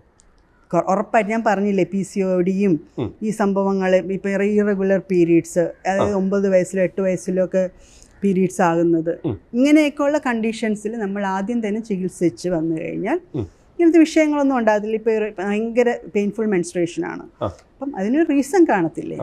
അപ്പം അത് ആദ്യമേ കല്യാണം വരെ കാത്തിരിക്കേണ്ട ആവശ്യമില്ല. അതെന്താണ്, ഇപ്പോൾ 3 മാസം കൂടുമ്പോഴേ എനിക്ക് മെൻസ്ട്രേഷൻ ഉണ്ടാകുന്നുള്ളൂ. അപ്പം അതെന്തുകൊണ്ട്? എനിക്ക് വണ്ണം കൂടുന്നുണ്ട്, എനിക്ക് ഞാൻ ഒത്തിരി ചിക്കനും മീൻസ് നമ്മൾ അൺഹെൽത്തി ആഹാരങ്ങൾ കഴിക്കുന്നുണ്ട്, അങ്ങനെയൊക്കെ ആണെന്ന് എനിക്ക് തോന്നുന്നുണ്ടെങ്കിൽ അതുകൊണ്ടാണ് ഒരു പീരീഡ്സ് ശരിയാകുന്നില്ല, മൂഡ് സ്വിങ്സ് ഉണ്ട്, ഇതൊക്കെ നമുക്കറിയാവുന്ന കാര്യങ്ങളാണ്. ഇതൊക്കെ ആ സമയത്ത് തന്നെ ഒരു 18-20 വയസ്സിലൊക്കെ ട്രീറ്റ് ചെയ്യുവാണെങ്കിൽ ഉറപ്പായിട്ടും ഒരു 1-2 വർഷം കൊണ്ട് നമുക്ക് ഇതൊക്കെ കൺട്രോൾ ആയിക്കഴിഞ്ഞാൽ പിന്നെ ഇൻഫെർട്ടിലിറ്റിയുടെ പ്രശ്നം വരുന്നില്ല. കാര്യം ഹോർമോൺ ബാലൻസ് ഒക്കെ നേരത്തെ അറിയാവുന്ന കാര്യങ്ങളാണ്. കാര്യം നമുക്ക് ഉണ്ടാകുന്ന കാര്യങ്ങളാണ്. കാര്യം അതൊക്കെ നേരത്തെ ഉള്ളതാണ്, അത് പെട്ടെന്ന് ഉണ്ടാകുന്നതല്ല. ശരി. ഞാൻ ഒരു കാര്യം മാം, ഇവിടെ വന്നതിൽ നമ്മൾ ഏറ്റവും പ്രായം കൂടിയ കേസ്, ഡെലിവറി കഴിഞ്ഞ കേസ് ഏത് ഏജിലാണ്? IVF വഴി ഒരു 53-ാമത്തെ വയസ്സിൽ ഡെലിവറി കഴിഞ്ഞിട്ടുണ്ട്. കാര്യം അത് IVF ആണ്. നാച്ചുറൽ ആയിട്ടുള്ളത് ഒരു 42-43 വയസ്സിൽ ഒത്തിരി ഉണ്ടായിട്ടുണ്ട്. പിന്നെ നേരത്തെ ഞാൻ പറഞ്ഞായിരുന്നു 49-ാമത്തെ വയസ്സിൽ AMH ലെവൽ 0.1 ആയിട്ടുണ്ടായിരുന്നു. അത് അവരുടെ കുറച്ച് ബുദ്ധിമുട്ടുകൾ കാരണം, പക്ഷെ അത് 1.7 1.8 ഒക്കെ ആകാനുള്ള സംവിധാനങ്ങൾ വന്നിട്ടുണ്ട്. പിന്നെ അത് അവർ അണ്ടർ ട്രീറ്റ്മെൻ്റ് ആണ്, അത് നമുക്ക് പ്രതീക്ഷിക്കാം. അത് നാച്ചുറലാണ് അവർ ഉദ്ദേശിക്കുന്നത്, IVF അല്ല. അപ്പം അത് നമുക്ക് എന്താ പറയുക, അതൊരു പ്രതീക്ഷയാണ്. കാര്യം നമ്മളും ഹാപ്പിയാണ്. കാര്യം 0.1 അവർ പ്രതീക്ഷയില്ലാത്തൊരു ഹസ്ബൻഡും വൈഫും ആയിരുന്നു. നമുക്ക് അവർക്ക് തന്നെ മനസ്സിലാകും ഇതെനിക്ക് പറ്റും, നമുക്ക് സാഹചര്യമുണ്ട് എന്ന്. അതിന് പ്രതീക്ഷിക്കാം. ഞാൻ പെട്ടെന്ന് വിട്ടുപോകാൻ ചോദിക്കുന്നത്, നമുക്ക് ശരീരത്തിനും മനസ്സിനും ഉള്ള ചികിത്സയുണ്ടോ? അതായത് ചിലർ ഡിപ്രഷനിലേക്ക് പോകും, ഞാൻ ഇനിയൊരു ചികിത്സയ്ക്കില്ല എന്ന് പറഞ്ഞ് വീട്ടിലിരിക്കുന്നവരുണ്ട്, അവർ മൊത്തത്തിൽ ഡൗൺ ആയി പോകും. ഇങ്ങനെയുള്ള പുറത്ത് പറയാൻ മടിക്കുന്നവരുണ്ട്, വീട്ടിലെ പ്രശ്നങ്ങൾ കൊണ്ട് പേടിക്കുന്നവരുണ്ട്. ഇങ്ങനെയൊക്കെ കുറേ വിഭാഗം ആളുകളുണ്ട്. അങ്ങനെയുള്ളവർക്ക് ഇവിടെ വന്നു കഴിഞ്ഞാൽ വ്യക്തമായ കൗൺസിലിങ്ങും കാര്യങ്ങളും അവരുടെ മനസ്സിനും ശരീരത്തിനുമുള്ള മരുന്ന് നമുക്ക് കൊടുക്കാൻ പറ്റും. എനിക്കൊരു പേഷ്യൻ്റ് ഉണ്ടായിരുന്നു, ഒരു 6 അബോർഷനും ഒരു 4 ഫെയിൽഡ് IVF ആയിരുന്നു. അത് കഴിഞ്ഞ് ഇവരിവിടെ ഇൻഫെർട്ടിലിറ്റിക്കല്ല വന്ന്, ജസ്റ്റ് ഒന്ന് റിലാക്സ് ചെയ്യാൻ വന്ന്. അവരൊരു US ബേസ്ഡ് ആയിരുന്നു, ഹൈദരാബാദിൽ നിന്ന് ഇവിടെയൊക്കെയുള്ള അവരാണ്. അപ്പം അവരിവിടെ വന്നത് ശരിക്കും പറഞ്ഞാൽ റിലാക്സ് ചെയ്യാനാണ്. അപ്പോൾ ഇവിടെ വന്ന് നമ്മൾ എന്ത് പറ്റിയ ഡിപ്രഷനും ഒക്കെ ആയിരുന്നു അവരുടെ മെയിൻ ഇഷ്യൂ. അതിനാണ് ട്രീറ്റ്മെൻറ്റിന് വന്നത്. അപ്പോഴാണ് റീസൺ അറിഞ്ഞത് കുട്ടികളില്ലാത്തതിൻ്റെ പ്രശ്നം കൊണ്ടാണ് എനിക്ക് ഡിപ്രഷൻ ഉണ്ടായത്. അപ്പം നമ്മൾ ജസ്റ്റ് 21 ഡേയ്സിന് വന്നത് അവർ കുറച്ചും കൂടെ സ്റ്റേ നീട്ടി, കുറച്ച് നാളും കൂടെ. ആദ്യം അവരുടെ ആ ഒരു എന്തോ പറയാനാ, ഒരു മനസ്സിലൊരു കോൺഫിഡൻസ് വേണം. അപ്പം അത് ഉണ്ടാക്കിയെടുത്തു, മെഡിസിൻസ് കൊടുത്തു. ആ ഡിപ്രഷനും കാര്യം, ആ ഡിപ്രഷൻ കൊണ്ട് അവർക്ക് വേറെ കുറേ പ്രോബ്ലംസ് ഉണ്ടായിരുന്നു. എപ്പോഴും നീർക്കെട്ടും കാലുവേദനയും ദേഹം വേദനയും തലവേദനയും ഇച്ചിങ്ങും അങ്ങനെ കുറേ സംഭവങ്ങൾ ഉണ്ടായിട്ടുണ്ട്. കാര്യം ആ ഡിപ്രഷൻ ഞാൻ പറഞ്ഞില്ല, ഡിപ്രഷനും ഒരു ഈ സ്ട്രെസ് മാനേജ്മെൻറ്റുമാണ് ഏറ്റവും ഇമ്പോർട്ടൻറ്റ് നമ്മുടെ ഏത് ചികിത്സയ്ക്കും. അപ്പം അത് നമ്മൾ ആദ്യം കൺട്രോൾ ചെയ്യുന്നു, അവർക്കൊരു കോൺഫിഡൻസ് ലെവൽ കൊടുക്കുന്നു. നമുക്ക് ഇത് മരുന്ന് കൊണ്ട് നമുക്ക് ട്രൈ, ഞാനും പറഞ്ഞു ആദ്യമേ ഒരിക്കലും പ്രോമിസ് ചെയ്യത്തില്ല നമുക്ക് നിങ്ങൾ വരൂ ഞാനെല്ലാം ശരിയാക്കി തരാമെന്ന്. നമുക്ക് ട്രൈ ചെയ്യാം, നമുക്ക് നല്ലോണം ചെയ്യാം. ഇപ്പം എൻ്റെ കൂടെ നിൽക്കുകയാണെങ്കിൽ ഞാൻ എപ്പോഴും അവരോടൊപ്പം നിൽക്കാം. അവരോട് പോയി കഴിഞ്ഞാലും നമുക്ക് ഫോളോ അപ്പ് ഉണ്ട്. എപ്പോഴും നമുക്ക് ചോദിക്കാം നിങ്ങൾക്ക് എങ്ങനെയുണ്ട്, നിങ്ങൾക്ക് അവർക്ക് സ്വാതന്ത്ര്യമുണ്ട്. കാര്യം ഞാനിപ്പോൾ ഇല്ല, അവൈലബിൾ അല്ല, നമുക്ക് വേറെ ഡോക്ടേഴ്സ് ഉണ്ട്, ഗ്രൂപ്പ് ഓഫ് ഡോക്ടേഴ്സ് ഉണ്ട്. അപ്പോൾ ആരോട് വേണമെങ്കിലും എപ്പോഴും ഒരു കമ്മ്യൂണിക്കേഷനുണ്ട്. അപ്പം അത് തന്നെയാണ് അവരുടെ ഒരു പോസിറ്റീവ് ഫീലിങ്സ്. കാര്യം അവർക്ക് എപ്പോഴും ഒരു ഗൈഡൻസ് ഉണ്ട്. കണ്ടിന്യൂസ് ട്രീറ്റ്മെൻറ്റ് കണ്ടിന്യൂ ചെയ്യുന്നു, എന്ത് മെഡിസിൻ വേണം, എങ്ങനെ സ്റ്റാർട്ട് ചെയ്യണം, എല്ലാം നമ്മൾ പറഞ്ഞു കൊടുക്കാറുണ്ട്. അത് തന്നെയാണ് ഞങ്ങളുടെ ഒരു പ്ലസ് പോയിന്റ്. കാര്യം എപ്പോഴും ഒരു എന്തുവാ കൺസൾട്ടേഷൻ വേണ്ടി മാത്രമുള്ളതല്ല, എപ്പോഴും നമ്മളുമായിട്ടൊരു കമ്മ്യൂണിക്കേഷൻ ഉണ്ടാകും. അവർക്ക് എപ്പോഴും ഈവൻ ആഫ്റ്റർ പ്രഗ്നൻസി നമ്മൾ അവരോട് ഗൈഡ് ചെയ്യും. അപ്പോൾ ചിലപ്പോൾ ഇവിടെ എല്ലായിരിക്കും, പ്രഗ്നൻസി സമയത്ത് അവർ പുറത്തായിരിക്കും, എന്നാലും വീഡിയോ കോൾ വഴിയും അല്ലാതെയും നമ്മുടെ മെസ്സേജ് അയക്കുകയും ഒക്കെ ചെയ്യും. അവിടെ ഏതാണ് അവർക്കുള്ള മെത്തേഡ് അതുവഴി നമ്മൾ കമ്മ്യൂണിക്കേറ്റ് ചെയ്യും. ഇപ്പോൾ മാനസികമായിട്ട് എവിടെയെങ്കിലും ഡൗൺ ആവുകയാണെങ്കിലും സംസാരിച്ച് നമുക്കൊരു കൗൺസിലിംഗ് പോലെ സംസാരിക്കാനുള്ള ഓപ്ഷനുണ്ട്. നമുക്ക് ആ ഒരു ഫോളോ അപ്പ് ഉണ്ട്. എപ്പോൾ വേണമെങ്കിലും അവർക്ക് നമ്മൾ വിളിക്കാനുള്ള ഓപ്ഷൻ ഉണ്ട്. ഏത് സമയത്തും ഇവിടെ വന്ന് ഇവിടെ തന്നെ താമസിക്കാനുള്ള ഓപ്ഷൻ ഉണ്ട്. കാര്യം ചിലവരൊക്കെ ഉണ്ട് പ്രസവം കഴിഞ്ഞിട്ട് കുഞ്ഞുമായിട്ട് ഇവിടെ വന്ന് പോസ്റ്റ് പ്രഗ്നൻസി മീൻസ് പോസ്റ്റ് നമുക്കിവിടെ ഇവിടുത്തെ രീതി ഉണ്ടല്ലോ, പ്രസവം കഴിഞ്ഞ് പ്രസവാനന്ത ശുശ്രൂഷ, അത് 10-40 ദിവസം നിൽക്കുന്നവരുണ്ട്, 28 ദിവസം നിൽക്കുന്നവരുണ്ട്. അപ്പം അമ്മയും കുഞ്ഞിനെയും നമ്മുടെ എല്ലാ രീതിയിലും ആയുർവേദപരമായിട്ട് രീതിയിൽ നമ്മുടെ എല്ലാ കെയറും ആ രീതികളും എല്ലാം കൊടുക്കുക. അപ്പോൾ അവർക്ക് ആ ഒരു ബോഡി ഫിഗറും അവർക്ക് ചിലർ വണ്ണം വെച്ചെന്ന് തോന്നും, വയറ് ചാടിയെന്ന് തോന്നും, അതെല്ലാം റെക്ടിഫൈ ചെയ്ത് നല്ലൊരു രീതിയിൽ കുഞ്ഞിനും അമ്മയും ഓക്കെ ആക്കി വിടും. അതും നമ്മളിവിടെ ചെയ്യുന്നുണ്ട്. അപ്പോൾ ഒത്തിരി പേര് അങ്ങനെ വരും ഇവിടെ. കാര്യം പ്രസവം കഴിഞ്ഞ് നേരെ ഇങ്ങ് വരും കുഞ്ഞിനെയായിട്ട്. 10-21 ദിവസം ഇവിടെ നിൽക്കും, 28 ദിവസം നിൽക്കുന്നവരുണ്ട്, 40 ദിവസം നിൽക്കുന്നവരുണ്ട്. അപ്പം അവരുടെ രീതിയിൽ മിനിമം 21 ദിവസമാണ് ഞാൻ പറയുന്നത്. കാര്യം എന്നാലേ ബോഡി ഒന്ന് പ്രസവം കഴിഞ്ഞ് ബോഡി ഒന്ന് നല്ല രീതിയിലാകണമെങ്കിൽ അത്രയെങ്കിലും സമയം വേണം. ഇപ്പോൾ ഉള്ള കുറച്ച് കാലഘട്ടങ്ങളിൽ ഭയങ്കര അപകടകരമായിട്ടുള്ളൊരു കാര്യമാണ് പ്രസവം കഴിഞ്ഞതിന് ശേഷം അമ്മമാർക്ക് ഉണ്ടാകുന്ന മാനസികമായിട്ടുള്ള ചില പ്രശ്നങ്ങൾ. കുട്ടീനോട് ദേഷ്യം വരിക, അവർക്ക് ഭയങ്കരമായിട്ട് ഇറിറ്റേഷൻ വരിക, അങ്ങനെ ഒരു ഇതിലേക്ക് വരുന്നുണ്ട്. അതും പലരും പുറത്ത് പറയുന്നില്ല. പുറത്ത് പറയാത്തതാണ് പല അപകടങ്ങളിലേക്ക് എത്തുന്നത്. അത് ഈ പറയുന്ന ഭർത്താവിനോ അല്ലെങ്കിൽ ഈ പറയുന്ന സ്ത്രീക്കോ അത് സ്വയം ഫീൽ ചെയ്യുന്നുണ്ടെങ്കിൽ നമുക്ക് ധൈര്യമായിട്ട് ഇവിടെ വരാലോ. പോസ്റ്റ്പാർട്ടം ഡിപ്രഷൻ എന്ന് പറയുന്നത് മെയിനായിട്ട് അവർക്ക് തോന്നുന്നത്, എൻ്റെ കാര്യം നമ്മൾ ഇപ്പോഴത്തെ കുട്ടികൾ എപ്പോഴും പാമ്പേർഡാണ്, ജോലികൾ അധികം ചെയ്യുന്നില്ല. അപ്പം ഒരു കുഞ്ഞ് വരുമ്പം ഉറക്കം ശരിയാകത്തില്ല, ഞാൻ തന്നെ എടുക്കണം. ഹസ്ബൻഡ് ചിലപ്പം കിടന്നുറങ്ങുമായിരിക്കും. അപ്പം അമ്മ കുഞ്ഞിനെ എടുത്തേണ്ടി വരും. അപ്പം ഞാൻ മാത്രമേ കുഞ്ഞിനെ കെയർ ചെയ്യുന്നുള്ളൂ, എൻ്റെ ഉത്തരവാദിത്വം കൂടി എന്നൊക്കെ തോന്നുന്നതാണ് ഈ പോസ്റ്റ്പാർട്ടം ഡിപ്രഷൻ വരുന്നത്. അപ്പം ഇതൊക്കെ എന്തുകൊണ്ടാണ് പറ്റുന്നത്? ഒരാൾ കെയർ ചെയ്യാനില്ലാത്തതുകൊണ്ടാണ്. തീർച്ചയായും. അപ്പം നമ്മളിവിടെ കൊടുക്കുന്ന ഫെസിലിറ്റി എന്തുവാ, നിങ്ങളിവിടെ വരൂ, നമ്മളിവിടെ ഉണ്ട് നിങ്ങളെ കെയർ ചെയ്യാൻ. അപ്പം അത് തുടക്കത്തിൽ തന്നെ അതങ്ങ് മാറ്റിക്കഴിഞ്ഞ കാര്യം ഇതൊരു വലിയ ഇഷ്യൂ ആണ്. അപ്പം നമുക്ക് മിക്ക വീടുകളിലും അറിയത്തില്ല. കാര്യം എല്ലാവർക്കും ഉറങ്ങണം, എല്ലാവരും കുഞ്ഞുങ്ങളാവുമ്പോൾ കരയും. അപ്പം ഇത് തന്നെയാണ് മെയിൻ പ്രശ്നം. നമ്മളെ കെയർ ചെയ്യാനില്ല, ആളില്ല, എനിക്കൊത്തിരി ബുദ്ധിമുട്ടാണ്. അത് തന്നെയാണ് ഈ പോസ്റ്റ്പാർട്ടം ഡിപ്രഷൻ. അതാരും മനസ്സിലാക്കുന്നില്ല. രാവിലെ വന്ന് അമ്മയും എല്ലാവരും ജോലിയും കുറേയൊക്കെ എന്ത് ചെയ്യും, പക്ഷേ അവർക്ക് ആ ഒരു എന്താ പറയണ്ടേ, എന്നെ കെയർ ചെയ്യണം. എല്ലാവർക്കും അത് തന്നെയാണ് ആവശ്യം. പണ്ടത്തെ പോലെയല്ല. പണ്ട് ഒത്തിരി പേര് വീട്ടിലുണ്ടായിരുന്നു, ആരെങ്കിലും ഒരാൾ എപ്പോഴും അടുത്തുണ്ടാകും കുഞ്ഞിനെ എടുക്കാനും ഒക്കെ. പണ്ട് പറയും അമ്മമാർ പറയും കിടന്നാൽ മതി ഞങ്ങൾ എടുത്തോളാം, എടുത്ത് പാല് കൊടുക്കാൻ വരെ കൊടുക്കും. ഇപ്പം അങ്ങനെയൊന്നും ആരുമില്ല. കാര്യം നമ്മുടെ വളരെ കുറച്ച് പേര്, മിക്കവരും ഹസ്ബൻഡും വൈഫും മാത്രമേ ഉള്ളൂ. അപ്പം ഹസ്ബൻഡും കൂടെ ചെയ്യുവാണെങ്കിൽ ചിലപ്പോൾ ഇതൊക്കെ മാറുമായിരിക്കും. പക്ഷേ ഹസ്ബൻഡ് അമ്മയുടെ ജോലി മാത്രമാണ്, കൊച്ചിനെ നോക്കുന്നതും തൊട്ടിലാട്ടേണ്ടതും പാല് കൊടുക്കേണ്ടതും എല്ലാം അമ്മയുടെ ജോലിയാണ് എന്നോട് ഒരു തോന്നലായിരിക്കാം. അങ്ങനെയുള്ളവർക്കാണ് ഞാൻ കണ്ടിട്ടുള്ളത് കൂടുതൽ. അതെ, തീർച്ചയായിട്ടും. പിന്നെ നമ്മുടെ ഇവിടുത്തെ മെഡിസിൻസിൻ്റെ അവൈലബിലിറ്റി എങ്ങനെയാണ്? നമ്മുടെ ഓൺ പ്രോഡക്റ്റ് ഉണ്ട്, അല്ലാതെ നമ്മൾ സാധാരണ നമ്മുടെ ക്ലാസിക്കൽ മെഡിസിൻസ് ഉണ്ട്. അതൊക്കെ നമ്മളിവിടെ ഒരു കാര്യം നമ്മുടെ മാക്സിമം നമ്മളുടെ തന്നെ മെഡിസിൻസ് കൊടുക്കാൻ നോക്കുന്നുണ്ട്. കാര്യം ഒരു ലെഗസി തന്നെയുണ്ട്. കാര്യം എൻ്റെ അച്ഛൻ ഒരു ഡോക്ടർ ഫ്രാങ്ക്ലിൻ ഒരു വെൽ നോൺ ആയുർവേദ പ്രാക്ടീഷണറായിരുന്നു. കാര്യം എല്ലാവർക്കും അറിയാവുന്ന അത് ഗവൺമെൻറ് സർവീസിലുണ്ടായിരുന്ന ആളായിരുന്നു. ഡിസ്ട്രിക്ട് മെഡിക്കൽ ഓഫീസറായിരുന്നു. അച്ഛൻ്റെ അച്ഛനും ആയുർവേദ ഡോക്ടറായിരുന്നു. അപ്പം ഇവിടെ നിന്ന് തന്നെ പണ്ട് ഒത്തിരി വർഷം മുമ്പ്, അതായത് എൻ്റെ അച്ഛൻ 83 വയസ്സിലാണ് മരിച്ചത്. അപ്പം അച്ഛൻ്റെ അച്ഛനും ഇവിടെ നിന്ന് ആയുർവേദ കോളേജിൽ നിന്ന് പഠിച്ചിറങ്ങിയ ആളാണ് ആ കാലഘട്ടത്തിൽ. അപ്പം അതിൻ്റെ അപ്പാപ്പനും ഇങ്ങനെ ഓരോ ലെഗസി ഒരു 300 വർഷമൊക്കെ പറയാം തലമുറയായിട്ട്. അപ്പം നമുക്കൊരു വൈദ്യശാല തന്നെ ഉണ്ടായിരുന്നു, ഒത്തിരി വർഷം പഴക്കമുള്ള. അപ്പൊ അവിടെ നിന്നാണ് നമ്മൾ ഈ മരുന്നുകളും അവരുടെ ഒരു വൈദ്യശാലയുടെ പേരെന്തായിരുന്നു? അത് പൈലി വൈദ്യരുടെ വൈദ്യശാല എന്നാണ് പറയുന്നത്. പേരൊന്നുമില്ല, കാര്യം പണ്ടത്തെ വൈദ്യശാലയാണ്. അപ്പം അത് എന്ന് പറഞ്ഞ പൈലി വൈദ്യർ പൈലി എന്ന് പറഞ്ഞ ഇതാണ്, കൊല്ലംപറമ്പിലാണ് ഞങ്ങളുടെ കുടുംബ പേര്. അപ്പം കൊല്ലംപറമ്പിൽ പൈലി വൈദ്യർ. അപ്പം പൈലി എന്ന് പറയുന്നത് അപ്പാപ്പൻ്റെ പേരാണ്. അപ്പം അത് ഈ വൈദ്യശാല പണ്ട് തൊട്ടേ ഉള്ളത് കൊണ്ടായിരിക്കാം അങ്ങനെ പറയുന്നത്. അപ്പം അതൊക്കെ മാറി ഇപ്പം പിന്നെ അച്ഛൻ പിന്നെ നോക്കുന്നില്ല, വൈദ്യശാലയൊക്കെ പിന്നെ അങ്ങ് മാറി. പക്ഷെ ആ മെഡിസിൻസ് നമ്മളുടെ കയ്യിലുണ്ട്. നമ്മൾ ആ കാര്യം ആ മെഡിസിൻസ് തന്നെയാണ് നമ്മളുടെ ഒരു ബലവും. നമ്മളിപ്പം ഒത്തിരി വല്ലാതെ തന്നെ കാര്യം അവർ തന്ന ഒരു രീതി എങ്ങനെയാണ്, കാര്യം അവരൊക്കെ എപ്പോഴും നമ്മൾ ഈ പഥ്യം നോക്കണം, ഇങ്ങനെ തന്നെ ചെയ്യണം, ട്രീറ്റ്മെൻറ്റ് ചെയ്യുമ്പോൾ ഇങ്ങനെ ചെയ്യണം എന്നൊക്കെ പറഞ്ഞു തരുന്ന ആ ഒരു രീതി തന്നെ ഇപ്പോഴും നമ്മളിവിടെ ഫോളോ ചെയ്യുന്നത്.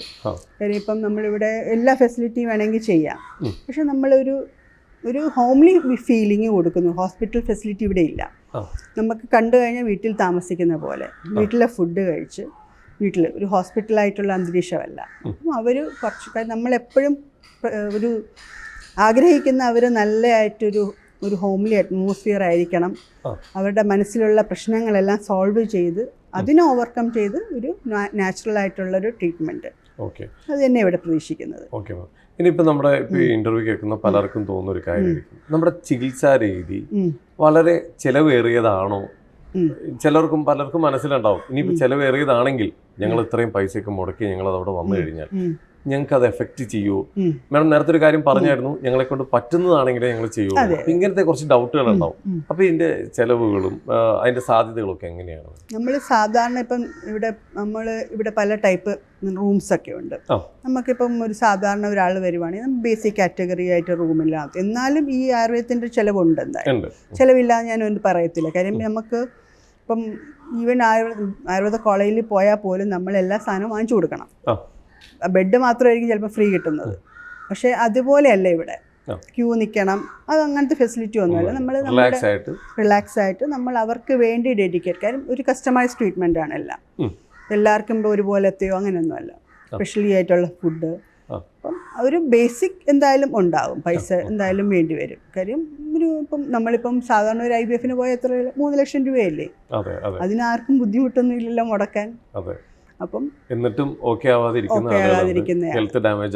അത്ര അതും 2-3 പ്രാവശ്യം ചെയ്യുന്നവരുണ്ട്. ഈ 2-3 ലക്ഷം രൂപ മിനിമം ആണ് ഞാൻ പറഞ്ഞ 3 ലക്ഷം, അതിൽ കൂടുതലൊക്കെ ആകുന്നവരുണ്ട്. അപ്പം ചികിത്സകളെല്ലാം ഇച്ചിരി കുറച്ച് കോസ്റ്റ്ലി തന്നെയാണ്, പക്ഷെ ഞാൻ അത്രയും കോസ്റ്റ്ലി ഞാൻ പറയുന്നില്ല. പക്ഷേ നമ്മൾ പറയുന്ന പഥ്യവും കാര്യങ്ങളൊക്കെ എടുത്ത് നിൽക്കുകയാണെങ്കിൽ റിസൾട്ട് ഉണ്ടാക്കാൻ 90-95%. നമ്മളിപ്പോൾ ഞാൻ പറഞ്ഞ പോലെ ഇപ്പോൾ ഞാൻ പറയുകയാണ്, ഇവിടെ 10 ദിവസം നിന്നിട്ട് നിങ്ങൾ പോയി വീട്ടിൽ പോയി പഥ്യമൊക്കെ നോക്കിക്കോളാം, ഒരിക്കലും നടക്കാത്ത കാര്യമാണ്. കാര്യം അവരിവിടെ നിന്ന് നിൽക്കുന്ന സമയം കഴിഞ്ഞ് അങ്ങോട്ട് പോയി കഴിഞ്ഞാൽ എല്ലാം മറന്നു. അപ്പം നമുക്കൊരു ലൈഫ് സ്റ്റൈൽ ഉണ്ടാക്കുക എന്നാണ് നമ്മുടെ ഏറ്റവും വലിയ ഇത്. കാര്യം ചികിത്സ വേണമെങ്കിൽ നമുക്ക് മരുന്ന് കൊടുത്ത് ചികിത്സിപ്പിക്കാം, നിങ്ങൾ ഈ മരുന്ന് കഴിക്കൂ എന്ന്. കാര്യം അതൊക്കെ കഴിച്ചിട്ടും ഫലമല്ലാത്തതുകൊണ്ടല്ലേ അവർ ഇങ്ങനെ നടക്കുന്നത്. അപ്പം നമ്മളിവിടെ വന്ന് 30 ദിവസം നിൽക്കൂ എന്ന് പറയുന്നതിൻ്റെ മെയിൻ കാരണം ആ ഒരു ലൈഫ് സ്റ്റൈൽ ക്രിയേറ്റ് ചെയ്യാനാണ്. എന്താണ് നമുക്ക് കഴിക്കേണ്ടത്, എങ്ങനെ കഴിക്കണം, റിലാക്സ് ആകണം, ആ സ്ട്രെസ്സൊന്നും. കാര്യം ഇവർക്ക് സമയമില്ലാത്തതുകൊണ്ടാണല്ലോ ഈ പ്രശ്നങ്ങളൊക്കെ ഉണ്ടാകുന്നത്. ആദ്യം ഒരു കുഞ്ഞ് വേണമെന്നുണ്ടെങ്കിൽ സമയം തന്നെ കൊടുക്കണം. അപ്പം ആ സമയം ആദ്യം കണ്ടുപിടിക്കുക, വരിക, ട്രീറ്റ്മെൻറ്റ് ചെയ്യുക. അറ്റ്ലീസ്റ്റ് 30 ദിവസം നിന്ന് അവരെ മനസ്സ് ശാന്തമാക്കുക, ട്രീറ്റ്മെൻറ്റ് ചെയ്യുക. അപ്പം അതിനുള്ള താമസിക്കുന്നതിൻ്റെ ചിലവ്, കാര്യം എല്ലാം ഒരു പാക്കേജ് പോലെ ആയിരിക്കും. പാക്കേജ് എന്നല്ല, നമുക്ക് ഫുഡും എല്ലാം ഇൻക്ലൂഡഡ് ആണ് ട്രീറ്റ്മെൻറ്റ്. അപ്പം അതനുസരിച്ചുള്ള ഇതായിരിക്കും. എടുക്കുന്ന റൂമിൻ്റെ ഫെസിലിറ്റി പോലെ ഇരിക്കും, ബാക്കി കാര്യങ്ങളെല്ലാം. ഇപ്പോൾ വിദേശത്തു നിന്നൊക്കെ ഇപ്പോൾ ഒരുപാട് പേര് വരുന്നുണ്ട്. അതുപോലെ ഇപ്പോൾ നമുക്ക് ഗൾഫ് രാജ്യങ്ങളിലും ഒക്കെ ജോലി ചെയ്യുന്നവരും അവിടെ ഫാമിലി ആയിട്ട് നിൽക്കുന്നവരൊക്കെ ഒരു മാസത്തെ ലീവിനൊക്കെ വരുന്നവരുണ്ടാവും. അപ്പോൾ അവർക്കൊക്കെ മുൻകൂട്ടി ബുക്ക് ചെയ്ത് ഇവിടെ വരാനുള്ള സൗകര്യങ്ങളും നമുക്കുണ്ട്. ഇനിയിപ്പോൾ അവർ ആ ലീവ് കഴിഞ്ഞ് പോയാലും നമുക്കൊരു ഫോളോ അപ്പ് സൗകര്യങ്ങളും എപ്പോഴും നമ്മൾ അതാണ് എപ്പോഴും പ്രതീക്ഷിക്കുന്നത്, അവരുടെ നിന്ന് പ്രതീക്ഷിക്കുന്നത് അതാണ്. കാര്യം ഫോളോ അപ്പ് ഉണ്ടെങ്കിൽ മാത്രമല്ലേ അവർക്ക് എന്ത് ചേഞ്ചസ് ഉണ്ടാകുന്നു. കാര്യം ഓരോ പ്രാവശ്യം നമ്മൾ പറയും ഇന്നത് അയച്ചു തരൂ. അപ്പോൾ നമുക്കറിയാം നമ്മുടെ മെഡിസിൻ എങ്ങനെ എഫക്റ്റീവ് ആകുന്നുണ്ട്. അവർ ഫോളോ അപ്പ് ചെയ്യുവാണെങ്കിൽ നമുക്ക് മനസ്സിലാവും നമ്മുടെ ട്രീറ്റ്മെൻറ്റിൽ അവർ നിൽക്കുകയാണ്, നമ്മൾ പറയുന്ന കേൾക്കുകയാണ്. കാര്യം ഇവിടെ ചെന്ന് വലിക്കരുതെന്ന് പറയുന്നു. ജസ്റ്റ് എക്സാമ്പിൾ, അവിടെ പോയി കുടിച്ചാലും വലിച്ചു കഴിഞ്ഞാലും പിന്നെ അവർ വിളിക്കത്തില്ല. കാര്യം അവർക്ക് തന്നെ അറിയാം ഞാനതൊക്കെ തെറ്റിക്കുന്നു. അപ്പം ആ ഫോളോ അപ്പ് നമ്മൾ പ്രതീക്ഷിക്കുന്നത് എന്താ, നമ്മളുടെ രീതിയിൽ തന്നെ നിന്ന് പോകുന്നു. അങ്ങനെയുള്ളവർ ഉറപ്പായിട്ട് ഫോളോ അപ്പ് ചെയ്യും, കണ്ടിന്യൂ ചെയ്യും. അവർക്ക് അതിൻ്റെ റിസൾട്ടും കിട്ടാറുണ്ട്. കാര്യം ഇതെല്ലാം ഞാൻ പറഞ്ഞല്ലോ പെട്ടെന്ന് മരുന്ന് കഴിച്ച് ഉണ്ടാകുന്നതല്ല. ഇതെല്ലാം നമ്മൾ മാക്സിമം നോക്കുന്നത് നമ്മുടെ എങ്ങനെയാണ് നമ്മുടെ ശരീരം ഉണ്ടാക്കിയത്, അതിനകത്ത് എന്തെങ്കിലും കുഴപ്പമുണ്ടെങ്കിൽ നാച്ചുറലായിട്ട് അത് പരിഹരിച്ച് ഒരു കുഞ്ഞുണ്ടാകുക. നമ്മൾ കുറച്ച് മുമ്പ് അവിടെ ഇവിടെ ആയിട്ട് കുറച്ച് പറഞ്ഞു വെച്ചൊരു കാര്യമാണ്. ഞാനത് ഒറ്റ വാക്കിൽ പറഞ്ഞു തീർക്കാൻ വേണ്ടിയിട്ട് ചോദിക്കുകയാണ്. ഒരു കുട്ടികളില്ലാത്തൊരു ഫാമിലി പല സ്ഥലങ്ങളിലും ചികിത്സയൊക്കെ കഴിഞ്ഞ് അവരുടെ പ്രതീക്ഷ നഷ്ടപ്പെട്ട് നിൽക്കുന്ന സമയത്ത് നമ്മുടെ ഹോസ്പിറ്റലിൻ്റെ പേര് കേട്ടിട്ട് ഇവിടെ വരികയാണ്. എവിടെ നിന്നാണ്, എങ്ങനെയാണ് അവരുടെ ചികിത്സാ രീതി സ്റ്റാർട്ട് ചെയ്യുന്നത്? നമ്മൾ ആദ്യം അവരുടെ അടുത്ത് ഇപ്പം അവർ ചോദിക്കുവാണ്, നമ്മുടെ റിസൾട്ടൊക്കെ അയച്ചു തരാൻ പറയും. എന്തൊക്കെ ട്രീറ്റ്മെൻറ്റ് നേരത്തെ ചെയ്തിട്ടുണ്ട്, അപ്പം നമുക്ക് എത്ര ശതമാനം സാധ്യതയുണ്ട്. കാര്യം നമ്മളിപ്പോൾ അവരെ വിളിച്ച് വരുത്തിയിട്ട് കാര്യം അവർ ഓൾറെഡി ഒത്തിരി ബുദ്ധിമുട്ടുകൾ സഹിച്ചും ഒത്തിരി സ്ഥലത്ത് പോയിട്ടുണ്ട്. നമുക്ക് പറ്റുകയാണെങ്കിൽ നമുക്ക് ചെയ്യാൻ പറ്റും. അപ്പം എന്താ റീസൺ, എന്ത് കാരണം ഉണ്ടായിട്ടുണ്ടാകും എന്നറിയണമല്ലോ. ആ കാരണം നമ്മളെ കൊണ്ട് പറ്റുന്നതാണെങ്കിൽ നമ്മൾ പറയും നിങ്ങൾ വരൂ, ഇത്ര ദിവസം നിൽക്കുക, എന്നിട്ട് നമുക്ക് ശ്രമിച്ചു നോക്കാം. അപ്പോൾ അഥവാ നിങ്ങൾക്ക് പറ്റും, നിങ്ങൾക്ക് അറ്റ്ലീസ്റ്റ് IVF-നെങ്കിലും നമ്മൾ പ്രിപ്പയർ ചെയ്യിപ്പിക്കാം. ഇത് 2 ഓപ്ഷൻസ് നമ്മൾ ചെയ്യും. കാര്യം നമുക്കറിയാൻ പറ്റത്തില്ല എങ്ങനെ. ആദ്യം എല്ലാം നോക്കും, എന്താണ് അവരുടെ റീസൺ, നമുക്ക് ട്രീറ്റ്മെൻറ്റ് എടുത്തു കഴിഞ്ഞാൽ എന്തെങ്കിലും സക്സസ് ഉണ്ടോ എന്ന് നോക്കിയിട്ടേ നമ്മൾ വിളിക്കാറുള്ളൂ. ഇപ്പോൾ ഒരു ജോയിൻറ്റ് ഫാമിലി ആയിട്ട് നിൽക്കുന്ന ഒരു വീടാണെങ്കിൽ, ഒരു തറവാട്ട് വീട് പോലെ, അല്ലെങ്കിൽ കുറച്ച് ആളുകൾ എല്ലാവരും ഒരുമിച്ച് താമസിക്കുന്ന ഒരു വീട്ടിലാണെങ്കിൽ വീട്ടുകാർ കൊടുക്കേണ്ട ഒരു സപ്പോർട്ടുണ്ട് ഇവർക്ക്. ഇങ്ങനെ ചികിത്സാ രീതിയുമായിട്ട് ഇരിക്കുന്നവർ ചിലപ്പോൾ പലരും പല ചിന്തകളിലായിരിക്കും, പല ദേഷ്യപ്പെടുന്നവരുണ്ടാവും ഈ ഒരു കാരണം. കാരണം പല പ്രശ്നങ്ങളാണ് ഓരോ കുടുംബത്തിലും ഇത് കാരണം നടന്നുകൊണ്ടിരിക്കുന്നത്. ഇപ്പോൾ മാഡത്തിന് ഇത്ര എക്സ്പീരിയൻസ് ഉള്ളതുകൊണ്ട് പറയും, ഇത് കേട്ടുകൊണ്ടിരിക്കുന്ന പല ഫാമിലിയിലെ ആൾക്കാർക്കും വേണ്ടിയിട്ട് ഇവർക്ക് കൊടുക്കേണ്ട ഒരു സപ്പോർട്ടുണ്ട്. അമ്മമാരായാലും അച്ഛന്മാരായാലും വീട്ടിലെ മറ്റുള്ളവരായാലും അത് ഏത് തരത്തിലുള്ള സപ്പോർട്ടാണ് കൊടുക്കേണ്ടത്? നമ്മളിപ്പോൾ കാര്യം എല്ലാവരും ആദ്യം തന്നെ കല്യാണം കഴിഞ്ഞ ഉടനെ ചോദിക്കും കുട്ടികളായോ എന്ന്. ആ ഒരു ചോദ്യം തന്നെ ആവശ്യമില്ലാത്ത ചോദ്യമാണ്. കാര്യം അവർ ചിലപ്പം അവർ പ്ലാൻ ചെയ്തിരിക്കുന്ന കുറച്ച് ദിവസമായിരിക്കും. പിന്നെ അച്ഛനും അമ്മയും പാരൻസ് പറഞ്ഞു കൊടുക്കണം, ഒത്തിരി ലേറ്റായി കഴിഞ്ഞാൽ കുഞ്ഞുങ്ങളുണ്ടാകത്തില്ല. കാര്യം അവർക്കത് മനസ്സിലാവും. ഇപ്പോൾ 30-35 വയസ്സ് വരെ കുഞ്ഞുങ്ങൾ വേണ്ട എന്ന് പറയുകയാണെങ്കിൽ അത് തെറ്റായ ഡിസിഷനാണ്. അതല്ലാതെ കുഞ്ഞായോ അങ്ങനെ ചോദിക്കുന്നത് നല്ലതല്ല. പിന്നെ നമ്മളിപ്പം എന്തെങ്കിലും ഒരു ട്രീറ്റ്മെൻറ്റിന് വേണ്ടി ഒത്തിരി സ്ഥലത്ത് പോകാതെ കണ്ടിന്യൂ ചെയ്യുമോ, ഞാൻ പറഞ്ഞില്ല ഇവിടെ ഫോളോ അപ്പ് വേണമെന്ന്. അത് നമ്മൾ ഇന്ന സ്ഥലത്ത് പോയി കുറച്ച് ദിവസം ട്രീറ്റ്മെൻറ്റ് എടുക്കും, അത് ശരിയായില്ല, ഉടനെ അടുത്ത ആൾ പറയും അവിടെ നല്ല സ്ഥലമുണ്ട്, അവിടെ പോയി കുറച്ച് നാൾ ട്രീറ്റ്മെൻറ്റ് എടുക്കുക. അപ്പം നമ്മൾ നോക്കുക നമുക്ക് ഏതാണ് ബെനിഫിറ്റ് ആയിട്ടുള്ളത്. കാര്യം കുറേ മരുന്ന് കഴിച്ച് കുറേ ട്രീറ്റ്മെൻറ്റ് എടുത്തിട്ട് വലിയ കാര്യമൊന്നുമില്ല. ആദ്യം നമ്മളത് നോക്കുക, മരുന്ന് കഴിച്ച് നമ്മുടെ ഹോർമോൺ ലെവലൊക്കെ ശരിയാകുന്നുണ്ടോ, നമുക്ക് അതിൻ്റെ റിസൾട്ട് കിട്ടുന്നുണ്ടോ എന്ന് നോക്കിയിട്ട് ഇല്ല എന്നുണ്ടെങ്കിൽ പിന്നെ അത് കണ്ടിന്യൂ ചെയ്തിട്ട് കാര്യമില്ല. അപ്പോൾ അറ്റ്ലീസ്റ്റ് ഒരു 6 മാസമെങ്കിലും ഒരു ട്രീറ്റ്മെൻറ്റിന് കൊടുക്കുക സമയം. തീർച്ചയായിട്ടും ഈ തെറ്റായ ചികിത്സാ രീതികൾ, അതായത് ഇപ്പോൾ പലരും ഇങ്ങനെ കേട്ടുകേൾവിയിൽ അവിടെ നല്ലൊരു ചികിത്സയുണ്ട്, ഇവിടെ നല്ലൊരു ചികിത്സ, ഇങ്ങനെ പലരും പല സ്ഥലങ്ങളിലും പോയി ട്രീറ്റ്മെൻറ്റ് എടുക്കുന്നവർ, ഇതൊക്കെ അവരുടെ ശരീരത്തിന് ഭയങ്കര ഗുരുതരമായിട്ടുള്ള പ്രശ്നങ്ങൾ ബാധിച്ചുകൊണ്ടിരിക്കുകയാണ്. ഒറ്റമൂലി അങ്ങനെയൊക്കെ ഉണ്ടല്ലോ, ഇത് കഴിച്ചാൽ നല്ല ഇൻഫെർട്ടിലിറ്റി മാറും, ഈ സാധനം കഴിക്കുക, ആ സാധനം കുറേ കഴിക്കുക. ഇതൊക്കെ ഇപ്പോൾ ആയുർവേദത്തിൽ തന്നെ ചിലർ പറയും നെല്ലിക്ക കുടിച്ചു കഴിഞ്ഞാൽ ഡയബറ്റിക് കുറയും. പക്ഷേ ഇത് കുറേ നെല്ലിക്കയൊക്കെ കുടിച്ചു കഴിഞ്ഞാൽ കിഡ്നി അടിച്ചു പോകും. എന്നിട്ട് പറഞ്ഞു കഴിഞ്ഞിട്ട് കാര്യമില്ല, ആയുർവേദത്തിലെ മരുന്ന് കഴിച്ചിട്ടാണ് എൻ്റെ കിഡ്നി പോയതെന്ന്. ഇതിനെല്ലാത്തിനും ഒരു സമയമുണ്ട്, ഡോസ് ഉണ്ട്. അതനുസരിച്ച് വേണം നമ്മൾ ആയുർവേദമാണെങ്കിലും ഏത് മരുന്നാണെങ്കിലും കഴിക്കേണ്ടത്.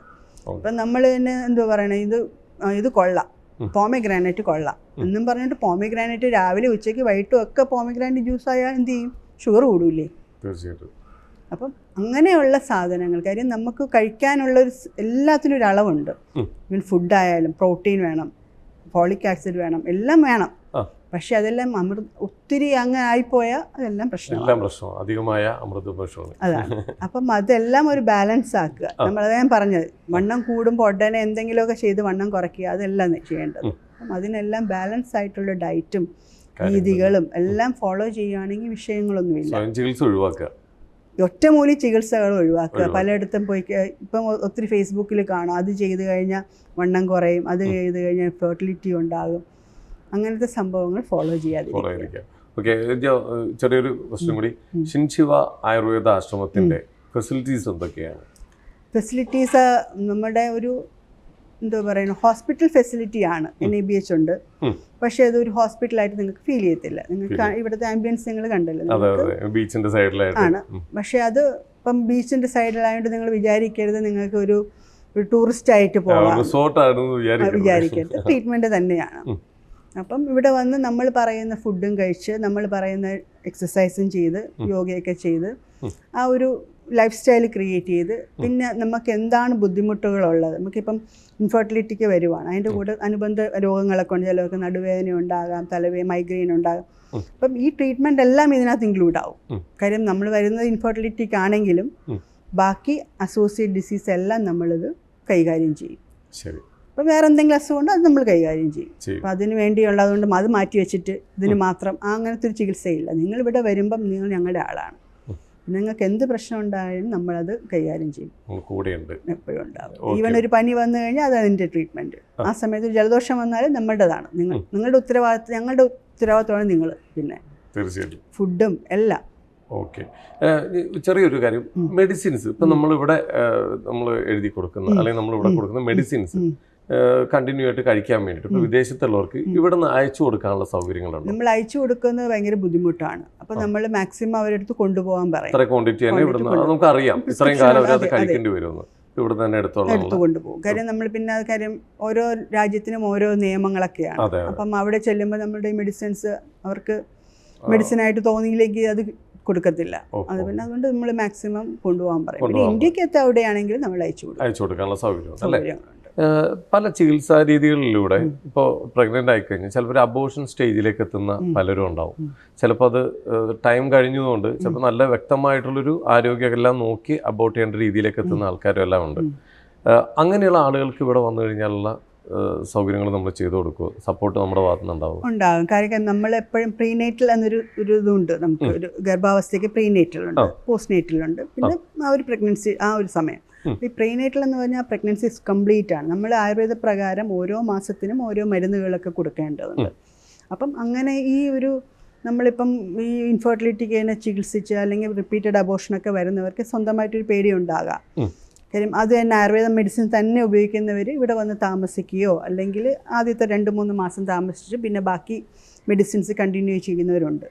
അപ്പം അതൊരു പ്രീനേറ്റൽ കോഴ്സ് പോലെയാണ്. ചിലപ്പോൾ അത് കഴിഞ്ഞിട്ട് ഈസി പെട്ടെന്നുള്ള ഡെലിവറി, കാര്യം ബ്ലഡ് പ്രഷർ, ആ സമയത്ത് കാലിൽ നീര്, വൊമിറ്റിങ്, അങ്ങനത്തെ പ്രശ്നങ്ങൾ പലതാണ്, ഒത്തിരി പ്രശ്നങ്ങളുണ്ട്.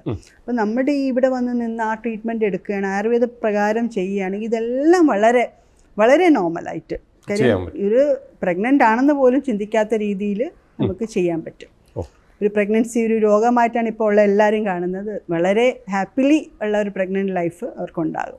പിന്നെ അതുപോലെ തന്നെ നമ്മുടെ ഈ ട്രീറ്റ്മെൻറ്റ് വഴി തന്നെ സുഖപ്രസവം എന്നെല്ലാവരും പറയും, പക്ഷേ സുഖപ്രസവമല്ല, ഭയങ്കര പെയിൻഫുള്ളാണ്.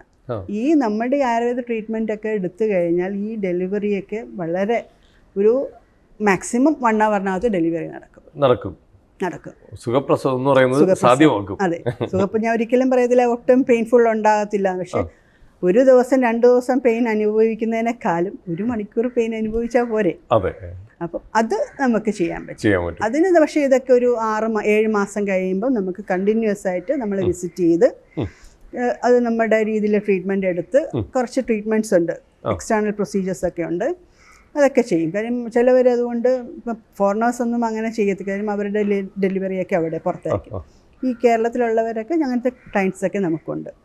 വീക്കിലി വന്ന് ചെയ്തും ബാക്കി അങ്ങനെ IP പോലെയൊക്കെ കുറച്ച് നാളിൽ നിന്ന് പിന്നെ OP ആയി അങ്ങനെ ചെയ്യുന്നവരും.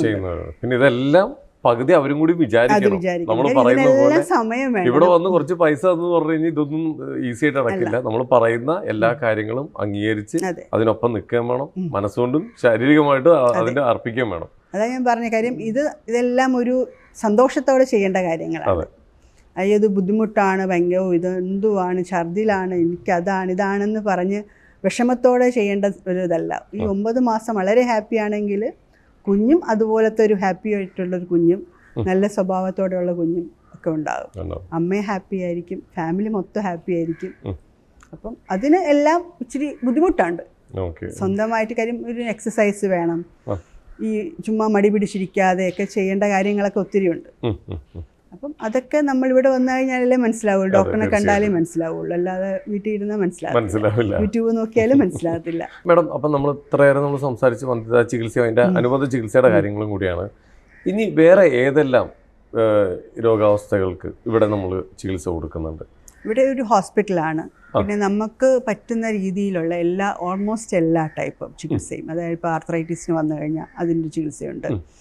ഇപ്പം ഒരു ക്യാൻസറിൻ്റെ ഫസ്റ്റ് സ്റ്റേജ് സെക്കൻഡ് സ്റ്റേജ് വന്നു കഴിഞ്ഞാൽ അതൊക്കെ നമുക്ക് ഹാൻഡിൽ ചെയ്യാൻ പറ്റും. ഞാൻ ഒരിക്കലും പറയത്തില്ല ഒരു ഓങ്കോളജിസ്റ്റിനെ കാണാതെ ഇങ്ങോട്ട് വരണമെന്ന്. അപ്പം രണ്ടും കൂടെ ചേർന്നുള്ള ചികിത്സയാണ് ഇവിടെ ചെയ്യുന്ന കാര്യം.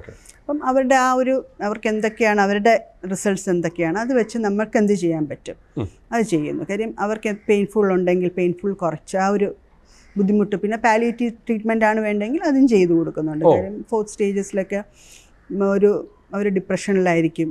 അപ്പം ആ ഒരു സ്റ്റേജ് നമ്മൾ ഹാൻഡിൽ ചെയ്യുന്നുണ്ട്. കാര്യം അവർക്കറിയാം ഇനി വലിയ ഇതൊന്നുമില്ല, പക്ഷെ അതിൻ്റെ ഒരു ലൈഫ് അതിൻ്റെ സ്പാൻ നമുക്ക് കൂട്ടാൻ പറ്റും. അപ്പം അതൊക്കെ ചെയ്യുന്നുണ്ട്. പിന്നെ അതുപോലെ തന്നെ നമ്മുടെ സ്ട്രെസ്സ്, ഡിപ്രഷൻ, പിന്നെ ബൈപ്പോളാർ വരെ നമ്മളിവിടെ ചെയ്യുന്നുണ്ട്. പക്ഷെ ഞാൻ പറയാം ഭയങ്കര ബൈപ്പോളറായിട്ടുള്ള അതിനുള്ള ഫെസിലിറ്റി ഇല്ല. പക്ഷെ നമുക്ക് ഹാൻഡിൽ ചെയ്യാൻ പറ്റുന്ന കേസുകൾ നമ്മൾ ചെയ്യുന്നുണ്ട്. പിന്നെ ഓൾമോസ്റ്റ് എല്ലാം മാനസികം കേസും നമ്മൾ ഹാൻഡിൽ ചെയ്യുന്നുണ്ട്.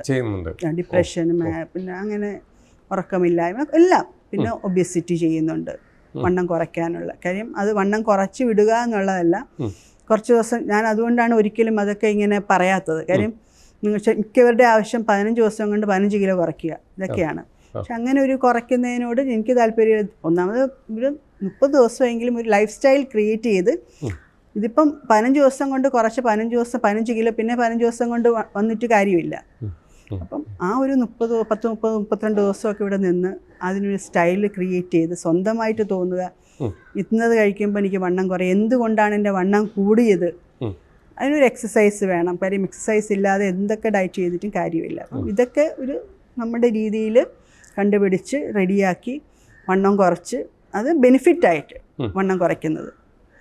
അപ്പം അവർക്കത് ഇനി അങ്ങോട്ട് ജീവിതത്തിൽ ഇത് സസ്റ്റെയിൻ ചെയ്ത് കൊണ്ടുപോകാം. കുറച്ച വണ്ണം കൂട്ടാതെ അവരത്, ഞാൻ ഒരിക്കലും പറയത്തില്ല ഇത് വണ്ണം കൂടില്ല എന്ന്. കാര്യം അത് അവരുടെ കയ്യിലിരിക്കും. ഇവിടെ നമ്മളൊരു ചിട്ട ഉണ്ടാക്കി കൊടുക്കും. അത് അവർ ഫോളോ ചെയ്യുകയാണെങ്കിൽ ഒരിക്കലും വണ്ണം കൂടില്ല. നമുക്ക് പറഞ്ഞു കൊടുക്കും, ഇതുകൊണ്ടാണ് നിങ്ങൾ വണ്ണം കുറഞ്ഞു, അത് കുറച്ച് കൊടുക്കും, അതിന്റെ രീതിയിൽ കുറച്ച് കൊടുക്കും. അത് അവർ ഫോളോ ചെയ്യുവാണെങ്കിൽ അവർക്ക് അത് കണ്ട് ബെനിഫിറ്റ് തന്നെ മെയിൻറ്റെയിൻ ചെയ്തു. അതുപോലെ ഡയബറ്റിക് റിവേഴ്സൽ എന്ന് പറഞ്ഞാൽ നമ്മുടെ മെയിൻ ആണെന്ന് വേണേൽ പറയാം, ഇൻഫെർട്ടിലിറ്റി പോലെ തന്നെ. കാര്യം ഏറ്റവും കൂടുതൽ ഇപ്പോൾ എനിക്ക് കേരളത്തിലുള്ള ഡയബറ്റീസ് പേഷ്യൻ്റാണ്. തീർച്ചയായിട്ടും. അപ്പോൾ അവർക്ക് അനുബന്ധമായിട്ട് കൊളസ്ട്രോളും അതും ഇതൊക്കെ ഉണ്ട്. അപ്പം ഇവിടെ വന്ന് പക്ഷേ ഡയബറ്റീസ് പേഷ്യൻറ്റ് ഞാൻ പറയും 42 ദിവസം 45 60 ദിവസമൊക്കെ എടുക്കേണ്ടി വരും. ഇവിടെ വന്ന് നിന്ന് അറ്റ്ലീസ്റ്റ് 42 ഡേയ്സ് ഇവിടെ നിൽക്കണം. ഞാൻ പറഞ്ഞില്ല, ഇതൊക്കെ ലൈഫ് സ്റ്റൈൽ ഡിസീസാണ്. അത് ആ ലൈഫ് സ്റ്റൈലിലോട്ട് വന്നാൽ മാത്രമേ ഇത് നമുക്ക് ഇപ്പോൾ ഇൻസുലിൻ എടുക്കുന്ന പേഷ്യൻ്റ് ആണെങ്കിൽ നമുക്ക് ഇൻസുലിൻ നിർത്തി മെഡിസിൻസ് ഒന്നുമില്ലാതെ പോകാൻ പറ്റും. പക്ഷേ അത് ഞാൻ ഒരിക്കലും പറയത്തില്ല ഇത് മരുന്ന് കൊണ്ട് കുറഞ്ഞതാണെന്ന്. അവരുടെ ലൈഫ് സ്റ്റൈൽ കൊണ്ടും പിന്നെ നമ്മുടെ മരുന്ന് സപ്പോർട്ടീവാണ്. അതിൻ്റെ ഒപ്പം തന്നെ കുറച്ച് നാൾ മരുന്ന് കഴിക്കേണ്ടി വരും. 1 വർഷമൊക്കെ ഭയങ്കര ക്രോണിക് പേഷ്യൻസ് ഒക്കെ ആണെങ്കിൽ നമ്മൾ മരുന്ന് കഴിക്കേണ്ടി വരും. അപ്പം അത് ഒരു 1 വർഷം 2 വർഷം അതൊക്കെ അവർ ഫോളോ ചെയ്യുകയാണെങ്കിൽ, നമ്മളിതെല്ലാം ഗ്യാരണ്ടി പറയുന്നത് അവരുടെ രീതിയാണ്. അവർ ഇതിനൊക്കെ നമ്മൾ പറഞ്ഞു കൊടുക്കുന്നു, ചെയ്യിപ്പിച്ച് കാണിച്ചു കൊടുക്കുന്നു. തീർച്ചയായിട്ടും. ഇവിടെ നിന്ന് പോകുമ്പോൾ നിങ്ങൾ മരുന്നില്ലാതെ പോകുന്ന മരുന്നില്ലാതെ തന്നെ പോകും. പക്ഷേ അവർ പിന്നെ അത് ഫോളോ ചെയ്യണം. മൊത്തം പറഞ്ഞാൽ വന്ധ്യതയെന്നായിരുന്നു നമ്മൾ സ്റ്റാർട്ട് ചെയ്തത്. ക്യാൻസർ തൊട്ട് മാനസികമായിട്ടും എല്ലാത്തിനും നമ്മുടെ ഒരു സപ്പോർട്ട് ഇവിടെ ഉണ്ട്. നിങ്ങൾക്ക് ഏത് രോഗാവസ്ഥയുണ്ട് നമ്മളെ കൊണ്ട് പറ്റുന്നതാണോ അത് നമ്മൾ ചെയ്യും. അതിനുള്ള ഡോക്ടേഴ്സ് ഉണ്ട്, അതിനുള്ള ഫെസിലിറ്റീസ് ഉണ്ട്. ചെയ്യാൻ പറ്റുന്നതാണെങ്കിൽ നമ്മൾ പറയും, ഉറപ്പായിട്ടും. ഇല്ലാത്തതാണെങ്കിൽ നമ്മൾ അതും ഏത് പറയും. രോഗമാണെങ്കിലും കാര്യം ഇപ്പം പുതിയ പുതിയ രോഗങ്ങൾ ഉണ്ടെങ്കിലും ആയുർവേദത്തിൽ അതെല്ലാം നേരത്തെയുള്ള രോഗങ്ങളാണ്. അത് അതിൻ്റെ രീതി ഇപ്പം പുതിയ പേരിട്ടെന്നേ ഉള്ളൂ. ശരി. പക്ഷെ നമ്മളെ കൊണ്ട് പറ്റുന്ന രീതിയിൽ ഏത് ടൈപ്പ് രോഗം ആണ് വരാൻ പറ്റുന്നത്, നമ്മൾ ഹാൻഡിൽ ചെയ്യാൻ പറ്റുന്നതാണെങ്കിൽ നമ്മളിവിടെ ചെയ്യും. ഏത് സംഭവം. Okay ma'am. അപ്പോൾ എന്തായാലും മാം, എന്തായാലും ഒരുപാട് ആളുകൾക്ക് ജീവിതത്തിൽ ഒരുപാട് വിളിച്ചു കേൾക്കുന്ന ഒരു വലിയൊരു ഇൻഫർമേഷൻ തന്നെയാണ് ഇപ്പോൾ നമുക്ക് കിട്ടിയത്. ഇതിൽ ഏറ്റവും വലിയൊരു കാര്യം എന്ന് പറഞ്ഞു കഴിഞ്ഞാൽ, നമ്മൾ ചിലരോട് സംസാരിക്കുമ്പോൾ നമ്മൾ ചെയ്തേക്കുന്ന കാര്യങ്ങൾ എത്ര വലുതാണെങ്കിലും അതവിടെ വെച്ചിട്ട് നമ്മൾ ചോദിക്കുന്ന കാര്യങ്ങൾക്ക് മാത്രം ഉത്തരങ്ങൾ തരുന്ന ആളുകളുണ്ട്. അതിലൊരാളായിട്ടാണ് എനിക്ക് മാമിനെ തോന്നുന്നത്. കാരണം ഇത്ര 25 വർഷം കൊണ്ട് ഒരുപാട് പേരുടെ ജീവിതത്തിൽ വെളിച്ചം ഏകാൻ പറ്റിയൊരു സ്ഥാപനമാണ് നമ്മുടെ.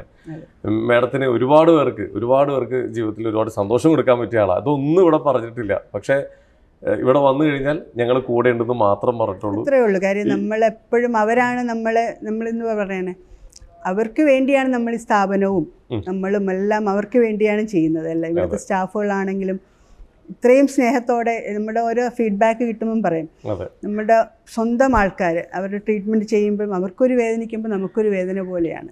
നമ്മുടെ സ്റ്റാഫാണെങ്കിലും ഡോക്ടേഴ്സ് ആണെങ്കിലും എല്ലാവരും ഒത്തിരി വർഷങ്ങളായിട്ടുള്ള സ്റ്റാഫുകളാണ്. നമ്മുടെ ഒരു ഫാമിലി പോലെയാണ് എല്ലാവരും. അപ്പം ഒരു പേഷ്യൻ്റ് എന്ന് പറയത്തില്ല, നമുക്കൊരു ഗസ്റ്റ് അല്ലെങ്കിൽ നമ്മുടെ ഒരു അംഗം ഇവിടെ വന്നു കഴിഞ്ഞാൽ നമ്മുടെ ഒരു ഫാമിലിയിലൊരു മെമ്പർ ആവുന്നു. അതാണ് ഇത്.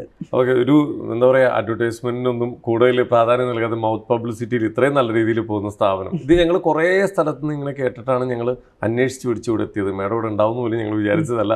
എന്തായാലും കാണാൻ കഴിഞ്ഞതിലും ഒരുപാട് ഇൻഫർമേഷൻസ് ആളുകൾക്ക് എത്തിക്കാൻ പറ്റിയില്ല. ഒരുപാട് സന്തോഷമുണ്ട്.